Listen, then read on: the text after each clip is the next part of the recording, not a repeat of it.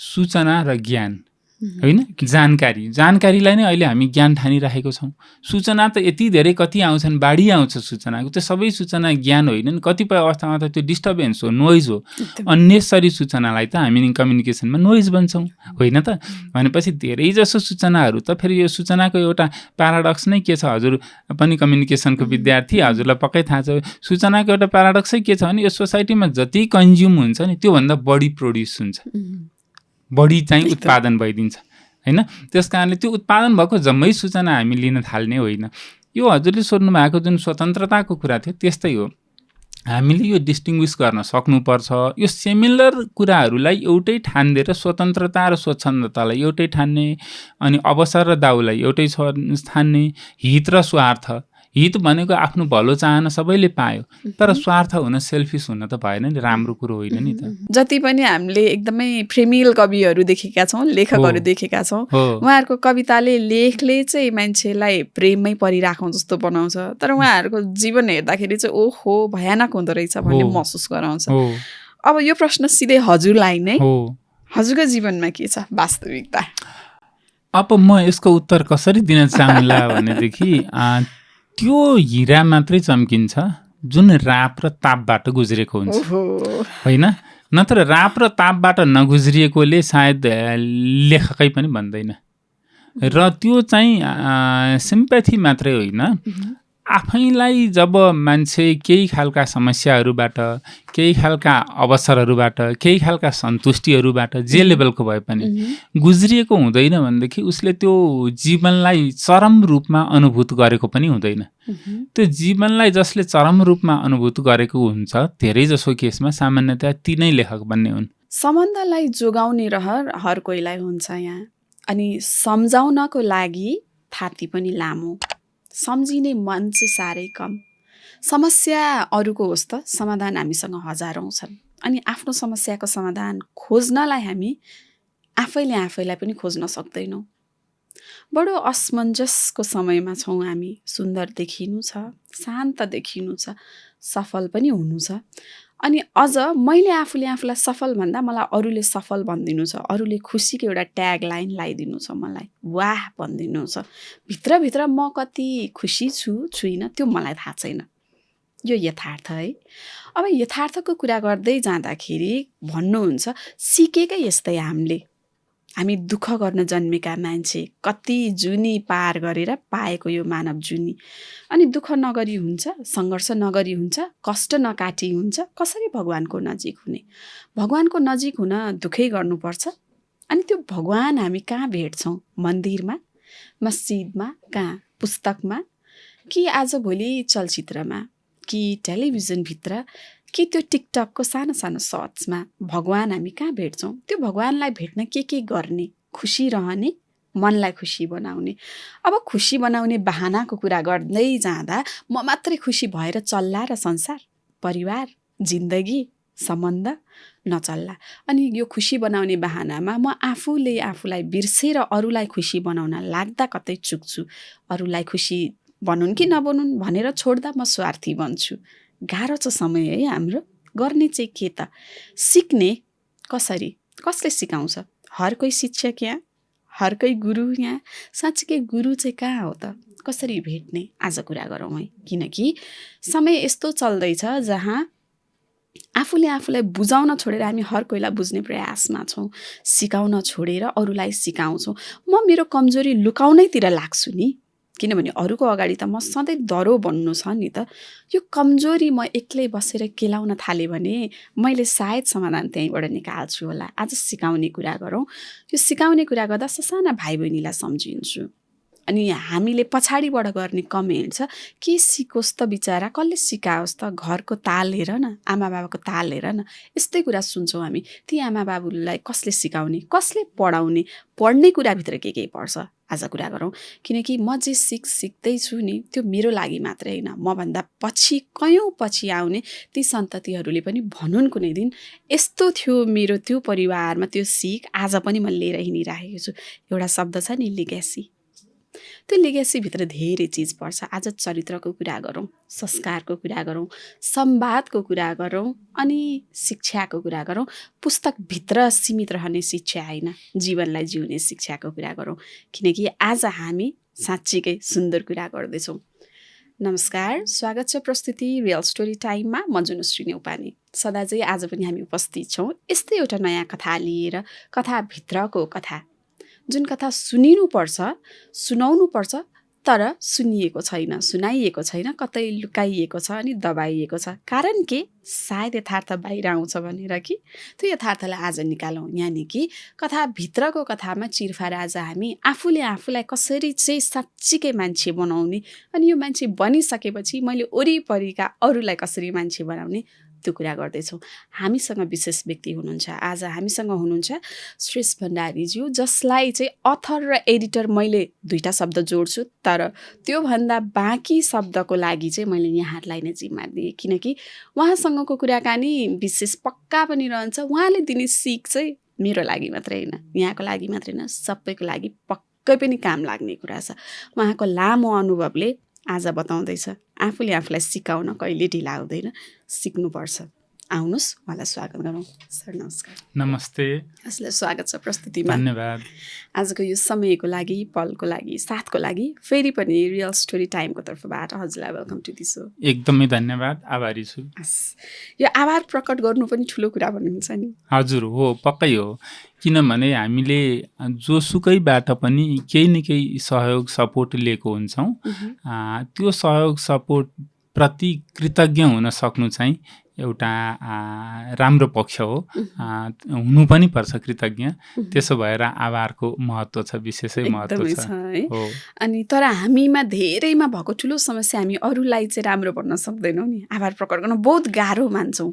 अब त्यो चाहिँ हाम्रो त्यो के भयो भने सङ्कीर्ण विचार भयो। हामीलाई आखिर आभार प्रकट गर्दाखेरि पनि जाने केही छ त? छैन, जाँदैन नि त, होइन? खुला हृदयले आफू पनि खुसी भइन्छ, आफ्नो अगाडिको व्यक्ति पनि खुसी हुन्छ। त्यो अवसर छँदै आफूले पनि कन्जुसाइ गर्ने, केही नजाने कुरामा पनि कन्जुसाइ गर्ने र आफ्नो अगाडिको मान्छेलाई नै बेखुसी बनाउने काम किन गर्ने त? ओके, खुसी बनाउने प्रयासमा छौँ हामी, होइन? लागि पनि पर्नुपर्छ। आफूलाई खुसी बनाउँदै अरू दुखी हुने ठाउँ पनि धेरै हुन्छ। त्यस्तो धेरै हुन्छ। त्यो चाहिँ आफू खुसी हुँदै अरू दुखी हुन्छन् भने त्यो चाहिँ खुसी नै होइन भन्छु म चाहिँ। त्यस्तोलाई खुसी भन्न मिल्दैन, किनभने त्यो त फेरि स्वार्थ भयो, होइन? आफू खुसी हुँदा अरू पनि खुसी हुन सक्छन् भने त्यो चाहिँ बरु खुसी हुन सक्छ। सबै कुरामा लागु होला त यो? धेरै जसोमा लागु भएन त, लागु हुन नसक्ला, तर लागु भएन भनेदेखि त्यो स्वार्थ नै भयो त्यो। ओके, त्यसो भए त अब हामी महामानव बन्न पर्यो, होइन त? प्रयास हुनुपर्छ। महामानव मात्र होइन, अघि हजुरले ब्याकग्राउन्डमा देवता कहाँ खोज्न जाने भन्नुभएको थियो नि, त्यो देवत्व चाहिँ हजुर हामीभित्रै छ, आफूभित्रै छ, होइन? ईश्वरत्व चाहिँ हामीभित्रै छ। हामीले खालि नदेखेको मात्रै हो। अन्त खोज्न जाने होइन, मन्दिर मस्जिदहरूमा देवता खोज्न जाने होइन, आफूभित्रकै देवत्वलाई जागरुक गराउने हो। यो जागरण आउनलाई साँच्चीकै पुरै जुनी लाग्छ होला, के गर्ने? त्यो चाहिँ मोमेन्ट टु मोमेन्ट आउने कुरा हो। सिँगै जुनीमा पनि नआउन सक्छ। बेहोसीमा कोही छ भने, कुनै मान्छे सचेत छ भनेदेखि हरेक पल पलमा त्यो जागरण आउन सक्छ। त्यो जागरण हामीसँग केही लेभलको त हुन्छ पनि। हजुर र म अहिले संवाद गरिरहेको छौँ, हामी जागरुक छौँ र नै यो संवाद यो प्याटर्नको छ, होइन त? हजुर र म अहिले पिटापिट त गरिरहेको छैनौँ नि, किनभने हामी जागरुक छौँ, एउटा लेभलको जागरुक छौँ है। त्यस कारणले हरेक व्यक्ति एउटा लेभलको जागरुक चाहिँ हुन्छ। जस्तै बेहोसीमा भए पनि खालि त्यसको तह कहाँनेरि हो भन्ने मात्रै हो। सिद्ध पुरुषहरूले कुन तहको जागरणमा हुन्छन्, हामी कुन तहको जागरणमा हुन्छौँ, फरक यति मात्रै हो। केही न केही लेभलको सचेतता त हुन्छ। चोरलाई पनि नि कसरी चोर्ने त्यो अरूले थाहा पायो भनेदेखि के गर्ने? सीसी क्यामेरा पहिला काट्छ नि उसले। त्यो एक लेभलको सचेतता हो, चोर्नी लेभलको बेहोसीभित्रकै सचेतता हो। त तह चाहिँ साह्रै तल्लो तहको भयो के। जागरुकता त हुन्छ, हुनु पनि पर्यो, होइन? अब यो जागरुकताको कुरा गर्दाखेरि एउटा कुरा मलाई जोड्न मन लाग्यो, च्यालेन्जको कुरा गरौँ थोरै। हजुर हजुर। लामो समयसम्म हजुर एडिटर रहनुभयो, लामो समयदेखि हजुर लेखन कार्यमा हुनुहुन्छ, सुन्दर पक्ष दुवै छ, होइन? तर सोध्न मन लाग्यो ठ्याक्कै कस्तो च्यालेन्ज फिल हुन्छ जब हजुरले लेख्न सुरु गर्नुभयो? अरूको मन, मस्तिष्क, हृदयभित्र छिरेर लेख्नु कुरा हो, सहज हो? यो चाहिँ गाह्रो हो र यो च्यालेन्ज फेरि चुनौती कोसँग हो भने अरूसँग होइन, आफैसँग हो। जस्तो कि अहिले पनि मेरो दिमागमा एउटा पुस्तक छ। एउटा पुस्तक छ, त्यो चाहिँ नि म के कुरामा एउटा एडमायर गर्छु, के कुरा म आफैलाई चकित परेर यसो गर्न पाए हुन्थ्यो जस्तो लाग्छ भने हाम्रो मानिसको जीवन एक प्रकारले हेर्दा टु सर्ट, खासै लामो पनि होइन। अब यो अलिकति दुःख पर्यो, दुःखबाट गुज्रियो भने चाहिँ जिन्दगी समय अलि लामो जस्तो लाग्ने हो। खासै त्यस्तो नहुँदाखेरि धेरैलाई जीवन अलिकति, खास गरी फेरि उमेर बढ्दै जाँदाखेरि जीवन छोटो लाग्दै जान्छ। अब यो छोटो जीवनमा हामीले खास गर्नुपर्ने, भन्नुपर्ने र संसारलाई नै केही सन्देश दिनुपर्छ भने के सन्देश दिने होला, होइन? त्यो सन्देश दिने चाहना एकातिर हो। त्यो सन्देश दिनुभन्दा अगाडि त त्यो दिने कुरा आफूसँग हुन पर्यो नि, केही छ भने न दिने हो। अब मेरो क्वेसन मलाई नै के हो भने मैले त्यो दिने कुरा पहिला आफूले हासिल गरेको छु कि मैले दिन मात्रै चाहिरहेको छु लेखकको रूपमा? जस्तो कि लेखकको रूपमा आफूसँग केही भएर दिने हो कि नभइकन पनि केही बनाएर फेब्रिकेटेड कुरा दिने हो? यो चाहिँ खास चुनौती हो भन्छु म। पहिला आफूसँग हुनु पर्यो।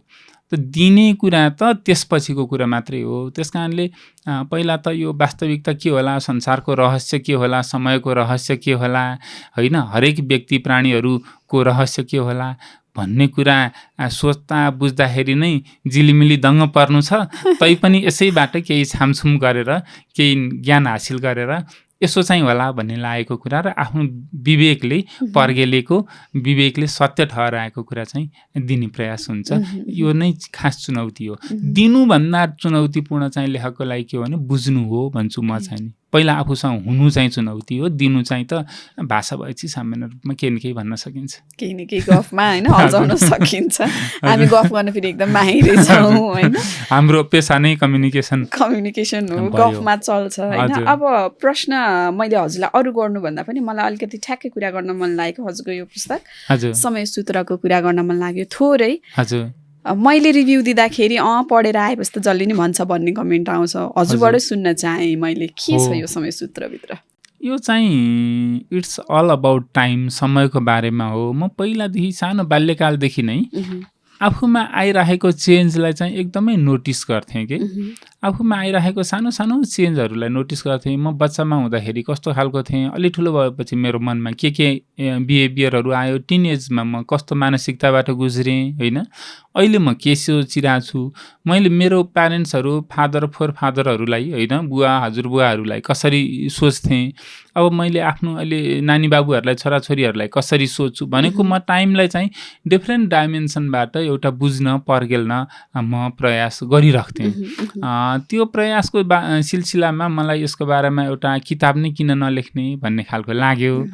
अनि अहिले टाइम व्यवस्थापन, अब यो टाइमको किन पनि मलाई इम्पोर्टेन्ट लाग्यो भनेदेखि हाम्रो जीवन काल भनेको प्रकारान्तरले भन्नुहुन्छ भनेदेखि एउटा सर्टेन टाइम मात्रै हो कि अरू के पनि होइन, होइन? जन्मदेखि मृत्युसम्मको समय, निश्चित समय।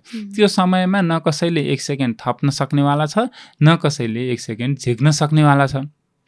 भनेपछि हामीले निश्चित समय लिएर आएको छौँ जसलाई हामीले जीवन भनेको छौँ र त्यही निश्चितताभित्र हामीले चलखेल गर्ने हो, जे गर्दाखेरि पनि, अथवा भनौँ कर्महरू गर्ने हो।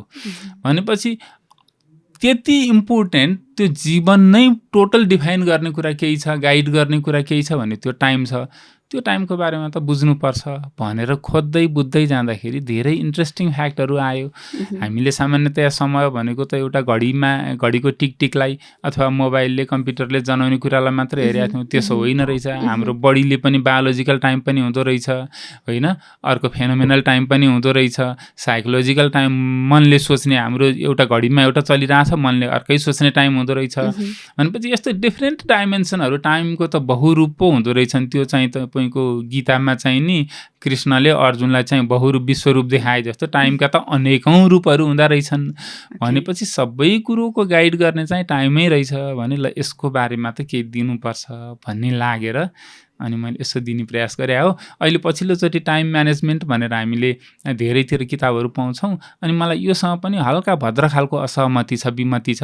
टाइम म्यानेजमेन्ट गर्नलाई टाइम त फेनोमेनल कुरा हो, यो आफै अगाडि बढ्दै जान्छ होइन। इभेन्टहरूको सिरिज नै हो टाइम भनेको। हामी इभेन्टहरू रोक्न सक्दैनौँ, चेन्जलाई रोक्न सक्दैनौँ, त चेन्जको सिरिजलाई हामीले रोक्न सक्दैनौँ। त्यस कारणले टाइम म्यानेजमेन्ट भन्नु नै गलत छ भन्ने लाग्छ मलाई चाहिँ। गर्ने चाहिँ सेल्फ म्यानेजमेन्ट हो, हामीले आफूले आफूलाई व्यवस्थापन गर्ने हो। समयलाई चाहिँ कसैले रोक्न सक्छ र कालको गतिलाई कसैले रोक्ने कुरा भएन। नत्र त्यसरी व्यवस्थापन गर्ने भए त नमर्ने गरी जीवन व्यवस्थापन गरिहालिन्थ्यो नि, हामी त्यति गर्न चुक्थ्यौँ होला। स्वव्यवस्थापन गर्ने हो, त्यो पाटोलाई पनि मैले यसमा एड्रेस गर्न खोजेको छु। एकदमै सुन्दर कुरा। अब हजुरलाई मेरो अघिल्लो प्रश्न चाहिँ समय सूत्रले चाहिँ खासमा आत्मअनुशासन सिकाएको मलाई महसुस भयो होइन। तर समय यस्तो छ कि हामी अनुशासन बाहिर रहेर उड्न रुचाउने समयमा छौँ अहिले। हामीलाई स्वतन्त्रता एकदमै प्यारो। अब समय सूत्र पढ्नुपर्छ, म सबैलाई पढ्नु होला भन्छु, तर अनुशासन मन नपराउने एउटा जमात छ। त्यो जमातलाई के भन्ने? अब यो पुस्तक कसरी पढ्न लाउने?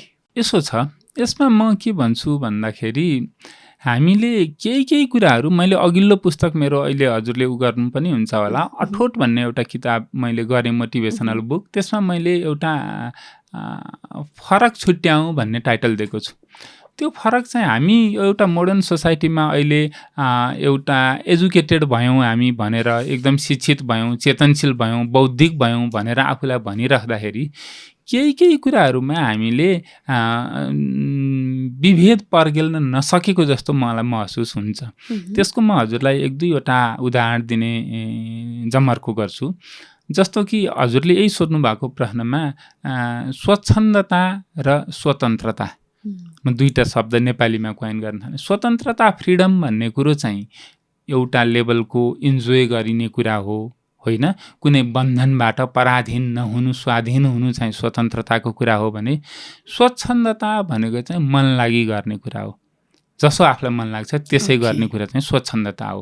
भनेपछि यो बिचको डिस्टिङ्ग्विस डिमार्केसन लाइन पहिला छुट्याउन सक्नु पर्यो कि त्यो समय त्यस्तो आएको होइन। हजुरले भन्नुभयो जस्तो, माफ गर्नु होला, हामीले त्यस्तो बनायौँ समयलाई। समय त आफै आउँदैन हो, सिकाउने त हजुर हामीले नै हो। हजुर हामी नै हो, एजुकेटरले हो, शिक्षण संस्थाले हो, अभिभावकले हो, समाजका हरेक चेतनशीलले कम चेतना भएकोलाई सिकाउने हो। अनि स्वतन्त्रता र स्वच्छन्दताको जस्तै धेरै कुराहरूमा हामीले अहिले गोल मटोल गरेर बुझिदिएका छौँ। जस्तो कि म एउटा के भन्छु भने हामी अवसर, अपर्च्युनिटी खोज्ने भन्छ नि अहिले, अवसर र दाउ भन्छु म, अर्को नेपाली शब्द। हामी धेरै कुराहरू चाहिँ अवसर खोजिरहेको छैनौँ, अहिले दाउ खोजेर बसिरहेका मान्छेहरू सोसाइटीमा देखिन्छ। दाउ खोजेको भनेको कस्तो भने, सपोज एउटा उदाहरण दिउँ, घर जग्गा किन्नु पर्यो कसैलाई। अब म त्यस्तो घर जग्गाको खोजीमा हुन्छु जसको फ्यामिली क्रिटिकल्ली बिरामी भएर उपचारको लागि इमर्जेन्सी परेर कम कस्टमा पनि बेच्न खोजिरहेको होस् भनेको उसको कमजोरीको फाइदा उठाएको हो नि त। मैले त बिजनेस गरेको भन्छु होला, अथवा मेरो के आफ्नो मोडालिटी छ होला होइन। त्यो चाहिँ अवसर भएन क्या हजुर, दाउ भयो त्यो। मैले दाउ खोजेर बसेछु जहाँ को अप्ठ्यारोमा छ त्यसको बेनिफिट चाहिँ अप्ठ्यारोको लाभ मैले लिन्छु भने अवसर भन्नु एउटा कुरा हो, अपर्च्युनिटी। तर यो खालको दाउ, यसमा हामीले डिस्टिङ्ग्विस गर्न सक्नु पर्यो। दाउ चाहिँ खोज्नु भएन, अवसर खोज्न मजाले पाइयो। घमण्ड र गर्व भन्नुहोस् हजुरले। केही कुरामा म सफलता हासिल गर्छु, म गर्व गर्न, मैले सफलता हासिल गरेँ भने मैले गर्व फिल गर्नु पर्यो, त्यो ठिक छ होइन। म सगरमाथा चुमेर आएँ भने म गर्व गर्न लायक भएँ। तर त्यसैमा मैले घमण्ड गर्न थालेँ भने त्यो चाहिँ त राम्रो भएन। हामीले यो छुट्याउन सक्नु पर्यो होइन। सामान्यतया त्यति पर किन जाउँ र, हामी सूचना र ज्ञान होइन, जानकारीलाई नै अहिले हामी ज्ञान ठानिराखेको छौँ। सूचना त यति धेरै कति आउँछन्, बाढी आउँछ सूचनाको। त्यो सबै सूचना ज्ञान होइन। कतिपय अवस्थामा त त्यो डिस्टर्बेन्स हो, नोइज हो। अन्नेसरी सूचनालाई त हामी कम्युनिकेसनमा नोइज भन्छौँ होइन त। भनेपछि धेरै जसो सूचनाहरू त फेरि यो सूचनाको एउटा प्याराडक्स नै के छ, हजुर पनि कम्युनिकेसनको विद्यार्थी, हजुरलाई पक्कै थाहा छ। सूचनाको एउटा प्याराडक्सै के छ भने यो सोसाइटीमा जति कन्ज्युम हुन्छ नि त्योभन्दा बढी प्रोड्युस हुन्छ, बढी चाहिँ उत्पादन भइदिन्छ होइन। त्यस कारणले त्यो उत्पादन भएको जम्मै सूचना हामी लिन थाल्ने होइन। यो हजुरले सोध्नु भएको जुन स्वतन्त्रताको कुरा थियो त्यस्तै हो। हामीले यो डिस्टिङ्ग्विस गर्न सक्नुपर्छ। यो सिमिलर कुराहरूलाई एउटै ठानिदिएर स्वतन्त्रता र स्वच्छन्दतालाई एउटै ठान्ने, अनि अवसर र दाउलाई एउटै ठान्ने, हित र स्वार्थ। हित भनेको आफ्नो भलो चाहना सबैले पायो, तर स्वार्थ हुन, सेल्फिस हुन त भएन नि, राम्रो कुरो होइन नि त, होइन। आफ्नो हित कहाँसम्म हो र कहाँभन्दा पर गएपछि चाहिँ स्वार्थ हो भन्ने कुरो छुट्याउन सक्नु पर्यो कि। यसो भइयो भने चाहिँ हामीले एउटै गोलमटोलमा बुझिन्न। नत्र भनेदेखि त सबैजना अब स्वतन्त्र हुन चाहने अनि रेस्पोन्सिबिलिटीको पाटो छैन। यसलाई हामीले यसरी बुझौँ न, हजुरको गाडी बेस्कन कुदाउनलाई ब्रेक चाहिन्छ भनेर मैले भनेदेखि ए होइन होला भन्ने जस्तो लाग्छ। तर ब्रेक छैन भने हामी गाडी कुदाउन सक्छौँ र? हो, त्यो कन्ट्रोल मेकानिजम र फ्रिडम र कन्ट्रोल मेकानिजम चाहिँ सँगसँगै जान्छ। एउटै सिक्काको दुईटो पाटो हो। ब्रेक नभएको गाडी चाहिँ हामीले कुदाउन मिल्दैन, फ्रिडम छुट छैन त्यसमा। भनेपछि स्वतन्त्रतासँग जहिले पनि के जिम्मेवारी, कन्ट्रोल जोडिएर आएको हुन्छ। त्यो कन्ट्रोल बिनाको स्वतन्त्रता चाहिँ ब्रेक बिनाको गाडी जस्तै हो। कस्तो मजाको कुरा। उडान भर्न पाइन्छ मजाले, फर्केर फेरि हामीलाई आफ्नै बासमा आउनुपर्छ। हो, लिमिटेसन जहिले पनि स्वतन्त्रतासँग सीमा जोडिएको हुन्छ। सीमालाई त बिर्सिनु हुँदैन। अब स्वतन्त्र हुने कुरा त छँदैछ, सफल पनि हुनु छ हामीलाई। फेरि स्वतन्त्र हुनु छ, अघि नै मैले भने नि शिक्षित हुनु छ एकदमै, होइन। अब समाजमा खतरनाक भएर निस्किनु छ, सफल हुनु छ, अझ सुदृढ हुनु छ, होइन। अब यो चिज हुँदाहुँदै सन्तुष्टि र महत्त्वाकांक्षा आउँछ नि त सँगसँगै, होइन। मान्छे कहिले पनि थाक्दैन। फेरि हरेकचोटि हरेक यात्रामा, दौडमा ऊ सधैँ लागि पर्छ। एउटा प्राप्त भएपछि उसको लिस्टमा अर्को आउँछ, ऊ कहिले पनि थाक्दैन। अब वास्तवमा के को लागि दौडिने त हामी? हो, यसो छ, यो कुरा चाहिँ यो व्यक्ति अनुसार, उसको अपब्रिङ्गिङ, पर्सपेक्टिभहरू अनुसार चाहिँ के को लागि दौडिने भन्ने फरक पर्छ। कोही जस्तो कि अब म त एकदम चिटिक्क प्रिटी देखिनु पर्यो, राम्रो सुन्दर देखिनु पर्यो समाजमा भनेर उसले सौन्दर्यलाई प्राथमिकता कसैले दिएको होला। कसैले म त धनी पो हुनुपर्छ, त धन भयो भने सबै कुरा हुन्छ भन्ने कुरा होला। कसैले नेम फेम नाउँ पो चल्नु पर्यो त भन्ने कुराहरू पनि होला, होइन। यो कुरो चाहिँ मेरो गोल के हो, मेरो चाहना के हो, मेरो लक्ष्य के हो, म के चाहिरहेको छु भन्ने कुरा चाहिँ आफूलाई सोध्नु पर्यो। तर त्यो सोध्नलाई पनि सोध्ने हैसियतको त हुनु पर्यो, थाहा हुने हैसियतको त हुनु पर्यो। यहाँ समस्या के भइदियो भने धेरैलाई चाहिँ म के चाहिरहेको छु भने यसको अर्थ चाहिँ के हो भने सेल्फ रिफ्लेक्सन। हामीमा सेल्फ रिफ्लेक्सन चाहिँ भएन हजुर। हामीले हरेक बिहान उठेर ऐनामा आफूलाई सिङ्गो शरीर हेर्नु पर्यो र त्यो शरीरलाई हेर्दाखेरि त्यो शरीर त के हो भनेदेखि बाहिरको हार्डवेयर न हो, त्यसभित्रको म भनेको चिज के हो, मैले के सोचिरहेको छु, मैले के चाहिरहेको छु, अबको 5 वर्षमा अथवा अबको 5 मिनटमा म के गर्नेवाला छु थाहा छैन हजुर। हामीलाई नै थाहा छैन अबको 5 मिनटमा हामी के गर्नेवाला छौँ, होइन त? हो, त्यस कारणले हामी यति लिमिटेसनमा भएको मान्छेले पखेटा उडाउनेको सीमा पनि कहाँसम्म हुनसक्छ त्यो पनि महसुस गर्नु पर्यो। यी तमाम कुराहरू महसुस गरेर आफ्नो लक्ष्य गोल सेट गर्नुपर्छ होला भन्ठान्छु म चाहिँ। सबैको लागि एउटै नहुन सक्छ, त्यो नहुन सक्छ। किनभने सबैको लागि एउटै भयो भने त्यसले काम पनि गर्दैन। सबैको रुचि एउटै भयो भने सबैले चाहिँ सबै सबकिपरै हुने, सबै टिचरै हुने, सबै डक्टरै हुने भयो भने सोसाइटी चल्दा नै चल्दैन। त्यसै भएर त नेचरले हजुर कति राम्रो ब्युटिफुल छ, नेचरले हामी सबैलाई युनिक बनाएर पठायो। जति पनि 8 अर्ब जति संसारमा मान्छेको मात्र कुरा होइन, जति पनि प्राणीहरू छन् हरेक युनिक। यो कसरी सम्भव भयो? नेचरको खेला हो। यो नेचरको खेलालाई त हामीले बुझ्नु पर्यो नि। हामीले समाजले एउटा नियम कानुन बनाउला, त्यो एउटा कुरा हो। तर समाजको नियम कानुन भन्दा नि महत्त्वपूर्ण त हाम्रो लागि त नेचरको ल हो नि त, प्रकृतिको कानुन हो नि त। हो, त्यो प्रकृतिको कानुनले हामीलाई के सन्देश दिइरहेछ त्यति त कम्तीमा महसुस गर्न प्रयास गर्नु पर्यो मान्छे भइसकेपछि है। हजुर, रियल स्टोरी टाइममा छौँ हामी। साँच्चीकै कस्तो सुन्दर गफ हुँदैछ अनि सुनिराखौँ जस्तो पनि, अनि जिज्ञासा यति धेरै मनमा छ। सुरुदेखि अन्तिमसम्म सुनेर साथ दिनुहोला, लाइक गर्न, सेयर गर्न, सब्सक्राइब गर्न नबिर्सिनु होला। अब अलिकति बिटर ट्रुथतिर जाउँ है। हजुर प्लिज। लेखक, साहित्यकार, कवि, रचयिता जति पनि छन् उहाँहरूको शब्दले संसारलाई हल्लाउँछ, तहल्का मचाउँछ, होइन। अमर रहन्छन् कृतिहरू, मान्छे रहे पनि नरहे पनि। अनि दार्शनिक हुन्छन् धेरै जस्ता लेखहरू होइन। हजुर। अब त्यति सुन्दर कुरा दिने संसारलाई, तर आजसम्म देखाएको रिसर्चले सबैमा भनिन, म्याक्सिमममा हजुर। चाहिँ लेखकको जिन्दगी चाहिँ साँच्चीकै भद्रगोल देखिन्छ भित्रबाट हजुर। हेर्दा, एकदमै अस्तव्यस्त होइन, हो। एकदमै केही न केही ठुलै समस्यासँग जुझिराखेको, तर संसारलाई म केही दिन्छु भनेर लागि परिराखेको। हो। यो चाहिँ एकदमै तितो यथार्थ। जति पनि हामीले एकदमै प्रेमिल कविहरू देखेका छौँ, लेखकहरू देखेका छौँ, हो। उहाँहरूको कविताले लेखले चाहिँ मान्छेलाई प्रेममै परिराखौँ जस्तो बनाउँछ, तर उहाँहरूको जीवन हेर्दाखेरि चाहिँ ओहो भयानक हुँदो रहेछ भन्ने महसुस गराउँछ। हो। अब यो प्रश्न सिधै हजुरलाई नै, हो। हजुरको जीवनमा के छ वास्तविकता? अब म यसको उत्तर कसरी दिन चाहन्ला भनेदेखि त्यो हिरा मात्रै चम्किन्छ जुन राप र तापबाट गुज्रेको हुन्छ होइन। नत्र राप र तापबाट नगुज्रिएकोले सायद लेखकै पनि भन्दैन।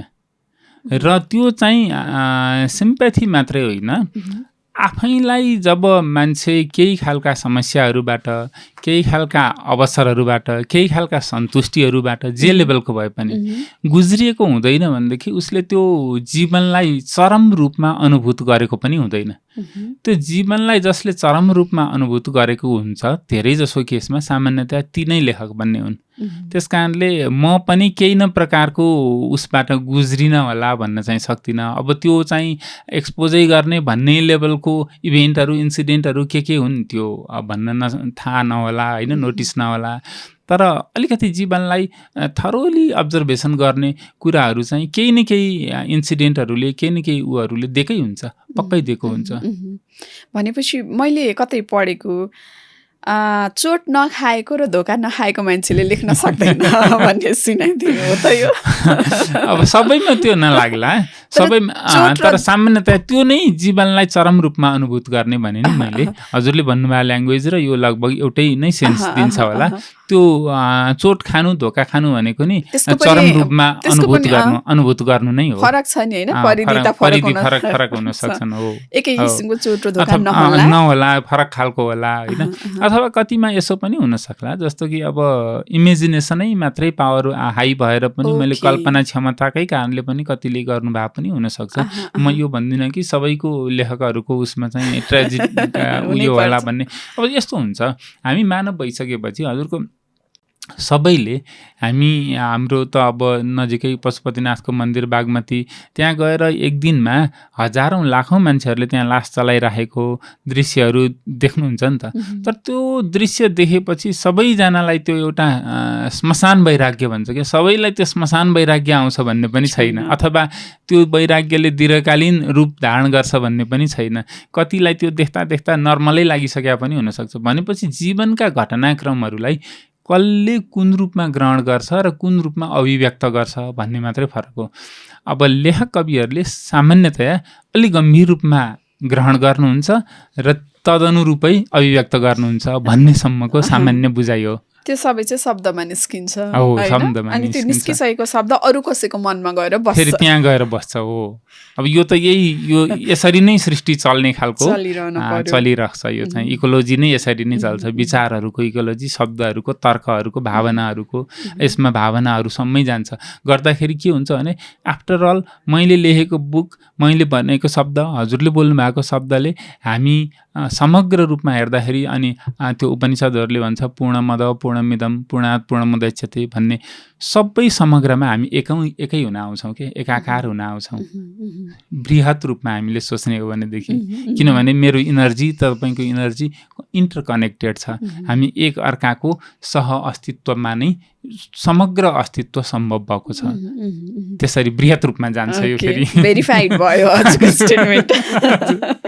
हजुर, अब अलिकति कन्ट्राडिक्ट हुन सक्छ यो कुरा गरौँ होइन। हजुर लेखन यात्रामा हुनुहुन्छ, हजुरले लेख्नुभएका लेखहरूले चाहिँ मान्छेलाई साँच्चीकै भन्यो भने आफू जे छु एकचोटि बुझ, आफूलाई बनाऊ, एउटा धारमा चल, तिमी अघि भन्नुभयो जस्तो स्वतन्त्र र स्वच्छन्दतालाई अपनाएर अगाडि बढ भन्ने हजुरको लेख छ। अनि साथसाथै हजुर बालबालिकाहरूका लागि पाठ्य पुस्तकमा पनि काम गरिरहेको गरिरहनु भएको छ। कसरी मेल हुन्छ त यो कुरा? कतै दर्शनका कुरा सिकाउने, अर्कोतिर पाठ्य पुस्तकमा लागि पर्ने होइन, यो हुन्छ।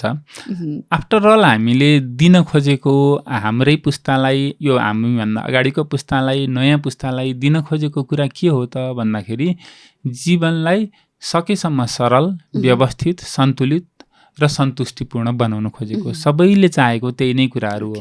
अब त्यो कुराहरूलाई एड्रेस गर्ने सबैका तरिकाहरू, एप्रोचेसहरू फरक फरक हुन सक्छन्, मेथोडोलोजीहरू फरक फरक हुन सक्छन्, तर तौर तरिका एउटै हो।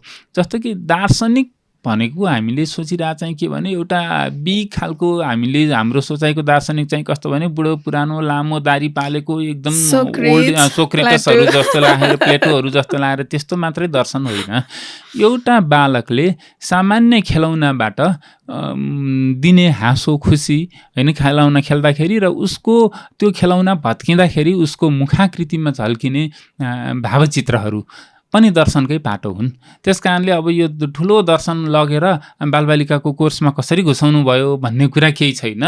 त्यो जे पनि जति पनि जीवनमा घटनाक्रमहरू हुन्छन्, जति पनि परिदृश्यहरू देखिन्छन्, ती सबैबाट एकौटा दर्शन जन्मिन सक्छ कि खालि हामीले दर्शनलाई ठुलो त्यत्रो हेवक सम्झिनु पर्दैन।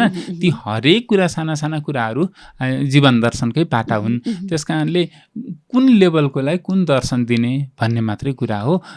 कत्रो मस्तिष्कलाई, बाल मस्तिष्कमा के कुरा दिने, अब ठुलो अब म्याच्योर्डमा के दिने भन्ने पाटो मात्रै हो। जीवन दर्शनबाट त कसैले त्यसलाई बुझ्छन्, पर्गेल्छन्, कसैले नबुझिकन बेहोसीमै त्यो जीवनशैली अगाडि बढिरहेको हुन्छ।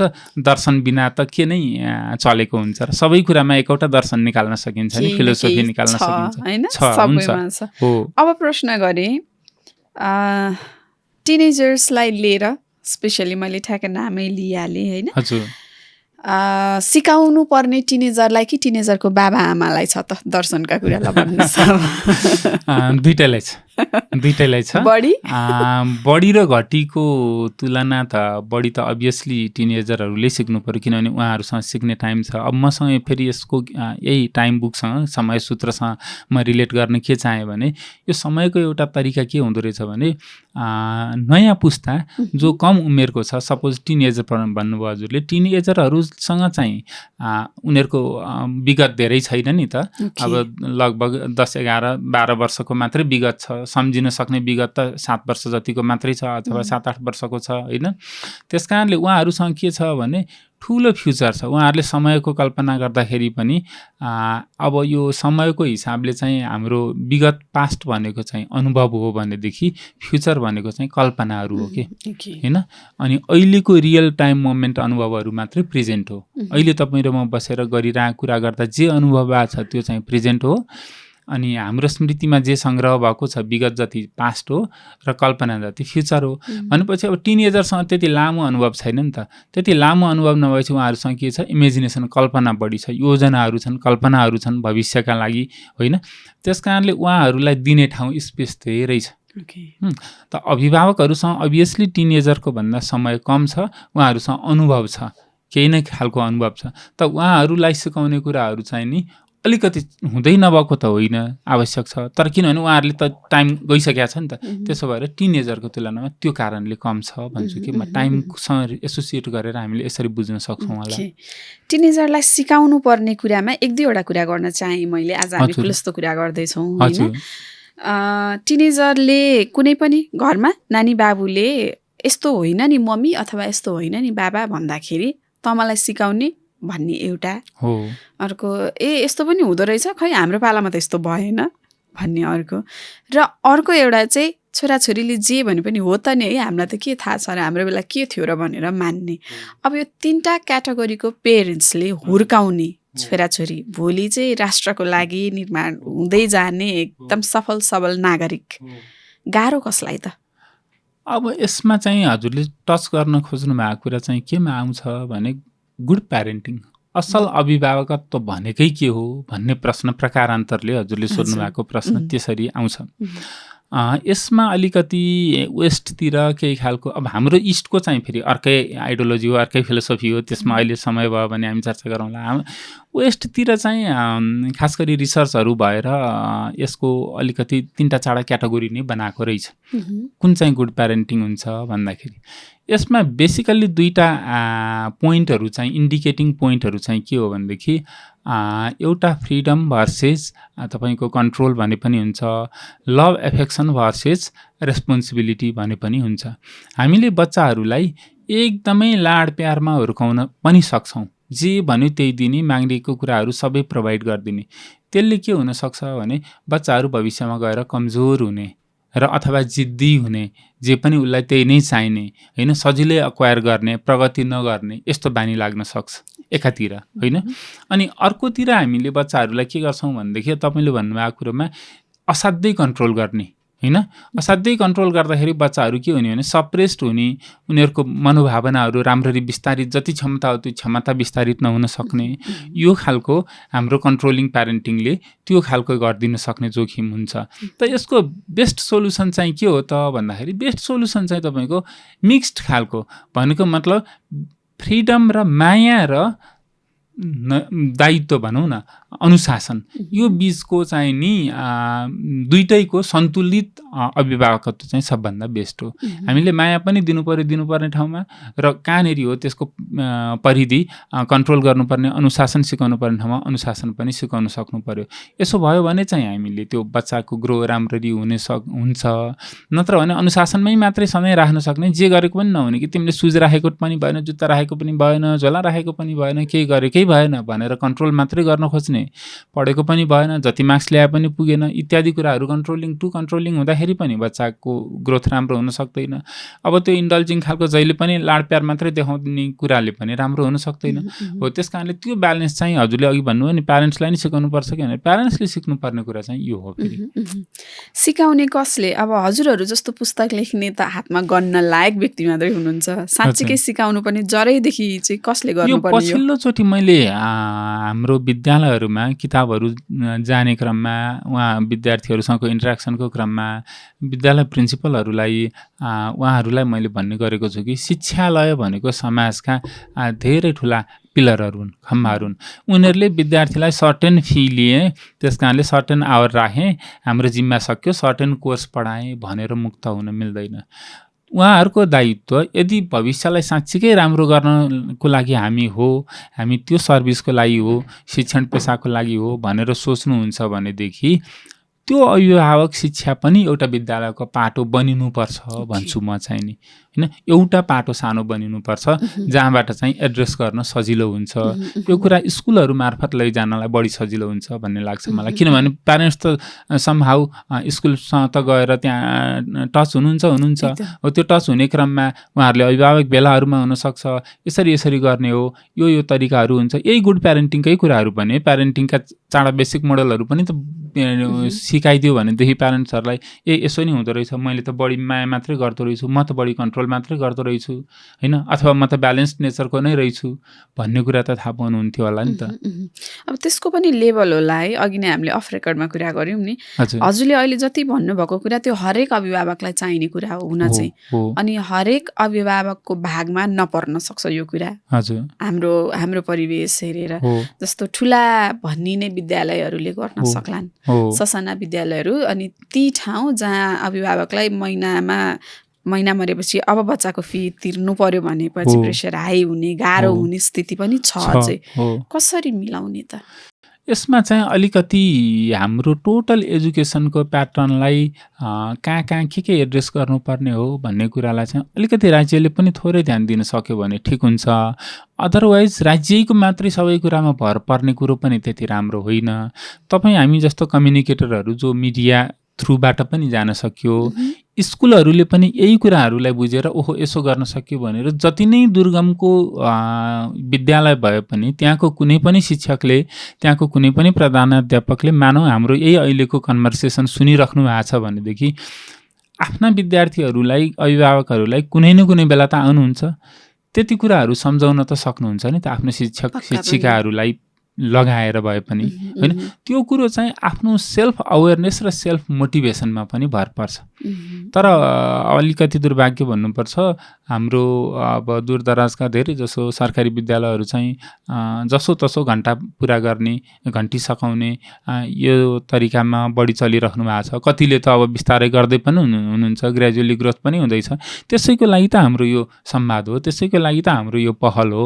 हामीले कम्तीमा यो सन्देश चाहिँ उहाँहरूसँग पुर्याउन सक्नु पर्यो कि अभिभावकहरू पनि सचेत हुनु पर्यो। त्यो भइदियो भने चाहिँ के हुन्छ भने अटोमेटेड रूपमा विद्यार्थीको ग्रोथको लागि त कम्तीमा शिक्षक, विद्यार्थी, अभिभावक, विद्यालय होइन, यति 3टा कुरा 4टा कुराहरूको कम्पोजिसन त एउटै हार्मोनीमा, एउटै लयमा अगाडि बढ्दाखेरि मात्रै राम्रो रिजल्ट आउने हो कि।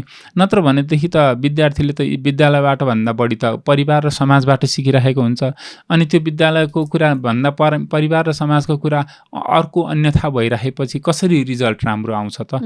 ग्रेड पर्सेन्टेज आउला, सामान्य त त्यो त समयक्रम अनुसारै स्तर उत्तीर्ण हुँदै जाने, लेभल पार गर्ने कुरा ठुलो भएन। तर हामीले जे खालको ग्रोथ खोजेको हो, नयाँ जेनेरेसनमा हामीभन्दा सचेत होस्, हामीभन्दा जिम्मेवार बनोस् भन्ने चाहेको, त्यो त आउन सक्दैन नि। त्यसको लागि त केही पनि राम्रो प्रोडक्टको लागि, सुन्दर फुल फुल्नको लागि त गोडमेल, पानी, मलजल त सबै चाहियो नि। फ्रीमा के मिल्छ रियल स्टोरी टाइममा छौँ हामी। हामीलाई सुनेर अन्तिमसम्म साथ दिनु होला। लाइक गर्न, सेयर गर्न, सब्सक्राइब गर्न नबिर्सिनु होला। हामी कुरा गर्दैछौँ बच्चालाई होइन, अभिभावकलाई सिकाउने कुरा। सिक्नु पहिला मैले पर्छ अनि पो म सिकाउन सक्छु त। अनि सिक्नको लागि कहिले पनि समय र उमेरले चाहिँ छेक्दैन पक्का पनि। अब सरलाई एउटा कुरा सोध्न मन लाग्यो। यो सोध्ने भन्दा पनि कसरी सुरु गर्न मन लाग्यो भने ठुलो आरोप छ अहिले होइन। हामी कुरा गर्छौँ सोसियल मिडियाको, अझ एक्सेस युज अफ मोबाइलको त हामी एकदमै कुरा गर्छौँ। यो सँगसँगै आएको कति न्युजहरू छ, दुःख लाग्दा घटनाहरू छन्। अब घरमै परिवारमै आउने समस्या, क्लासदेखि लिएर धेरै कुरा छ। अनि आरोप एउटा के छ भने भन्न चाहिँ केटाकेटीले मोबाइल धेरै चलायो भनेर दोष दिने।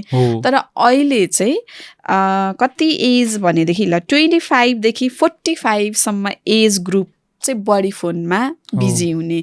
केटाकेटीलाई पढ भन्ने, केटाकेटीलाई सुत भन्ने, खेल भन्ने, जाऊ भन्ने, यो किन भन्ने, टिभी हेर भन्ने, फोनमा एकदमै व्यस्त हुने। त्यो एउटा रियालिटी।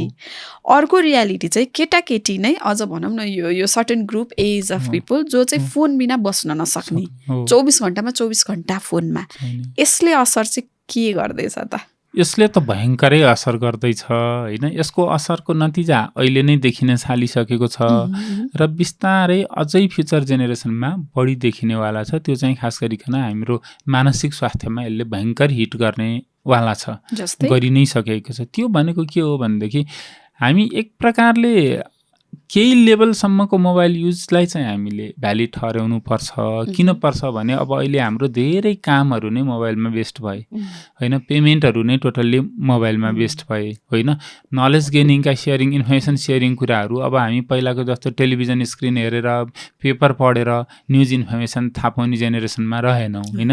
यो कुराले त हो सँगसँगै, तर कहाँनिर गइसकेपछि भनेदेखि अब यो चाहिँ अहिलेको वर्ल्डको प्याटर्नै कस्तो, कुन प्याटर्न हो भनेदेखि एटेन्सन इकोनोमीको प्याटर्न हो क्या। अहिले जस्तो कि एटेन्सन सिकिङ इकोनोमी भनेको के हो भनेदेखि तपाईँको डिजिटाइज गर्ने सबै कुराहरूलाई अनि पब्लिकको एटेन्सन तान्ने, त्यसैलाई मोनिटाइज गर्ने होइन। अहिले तपाईँ हामीले गरिरहेको कन्भर्सेसन पनि समहाउ प्रकारान्तरले बिजनेसको रूपमा सोच्ने हो भने यसले पनि एटेन्सन सिकिङै गरिरहेको हो। त्यस कारणले सोसाइटीमा इन्फर्मेसनहरू यति धेरै छ। मोबाइलहरू भनेको एउटा सोसाइटीको इन्फर्मेसनको टुल हो।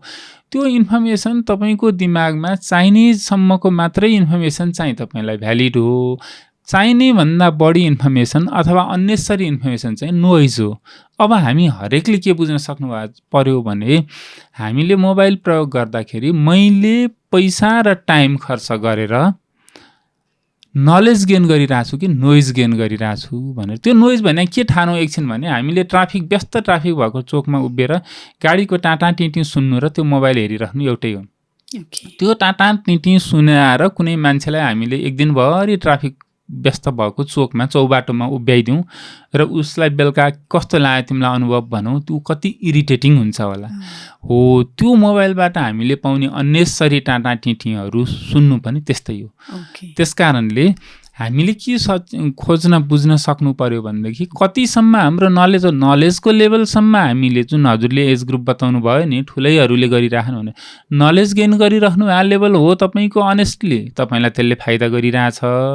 अब तपाईँ नलेजबाट बियन्ड गएर नोइज हल्ला हुन्छ नि अन्नेसरी हल्ला चाहिँ गेन गरिराख्नु भयो भनेदेखि त्यो तपाईँको घाटा हो, किनभने नोइजले कसैलाई फाइदा गर्नेवाला छैन। त्यो चाहिँ तपाईँको ध्वनि प्रदूषण भयो जस्तै इन्फर्मेसन प्रदूषण भयो, तपाईँको इन्फर्मेसन पोल्युसन भयो। अब तपाईँले त्यो पोल्युटेड इन्फर्मेसन लिएर दिमाग फ्री स्वस्थ हेल्दी चाहनुहुन्छ भनेदेखि त त्यो सम्भव छैन। त्यसले अन्ततः विभिन्न तरिकाले अब यसमा डोपामिन डिटक्स इत्यादिको सम्म कन्सेप्ट पछिल्लोचोटि आहा तपाईँलाई साइकोलोजिकल कुनै न कुनै खालको प्रब्लममा लान्छ। त्यो धेरै नै स्क्रोल गर्दा धेरै नै तपाईँको एटेन्सन सिकिङ इकोनोमीमा तपाईँ एउटा पार्ट भएर फस्नुभयो भने अरूले चाहिँ तपाईँलाई युज गरेर पैसा कमाउन खोजिरहेछ, तपाईँ चाहिँ आफ्नो समय र ऊर्जा गुमाएर उनीहरूको शिकार बनिराख्नु भएको छ। यो कुरा चाहिँ हामीले यस्तै कन्भर्सेसन थ्रु के तरिकाबाट हो एकदमै चाहिँ सचेत हुन जरुरी छ, अवेर हुन जरुरी छ कि हामी आफ्नो टाइम आफ्नो समय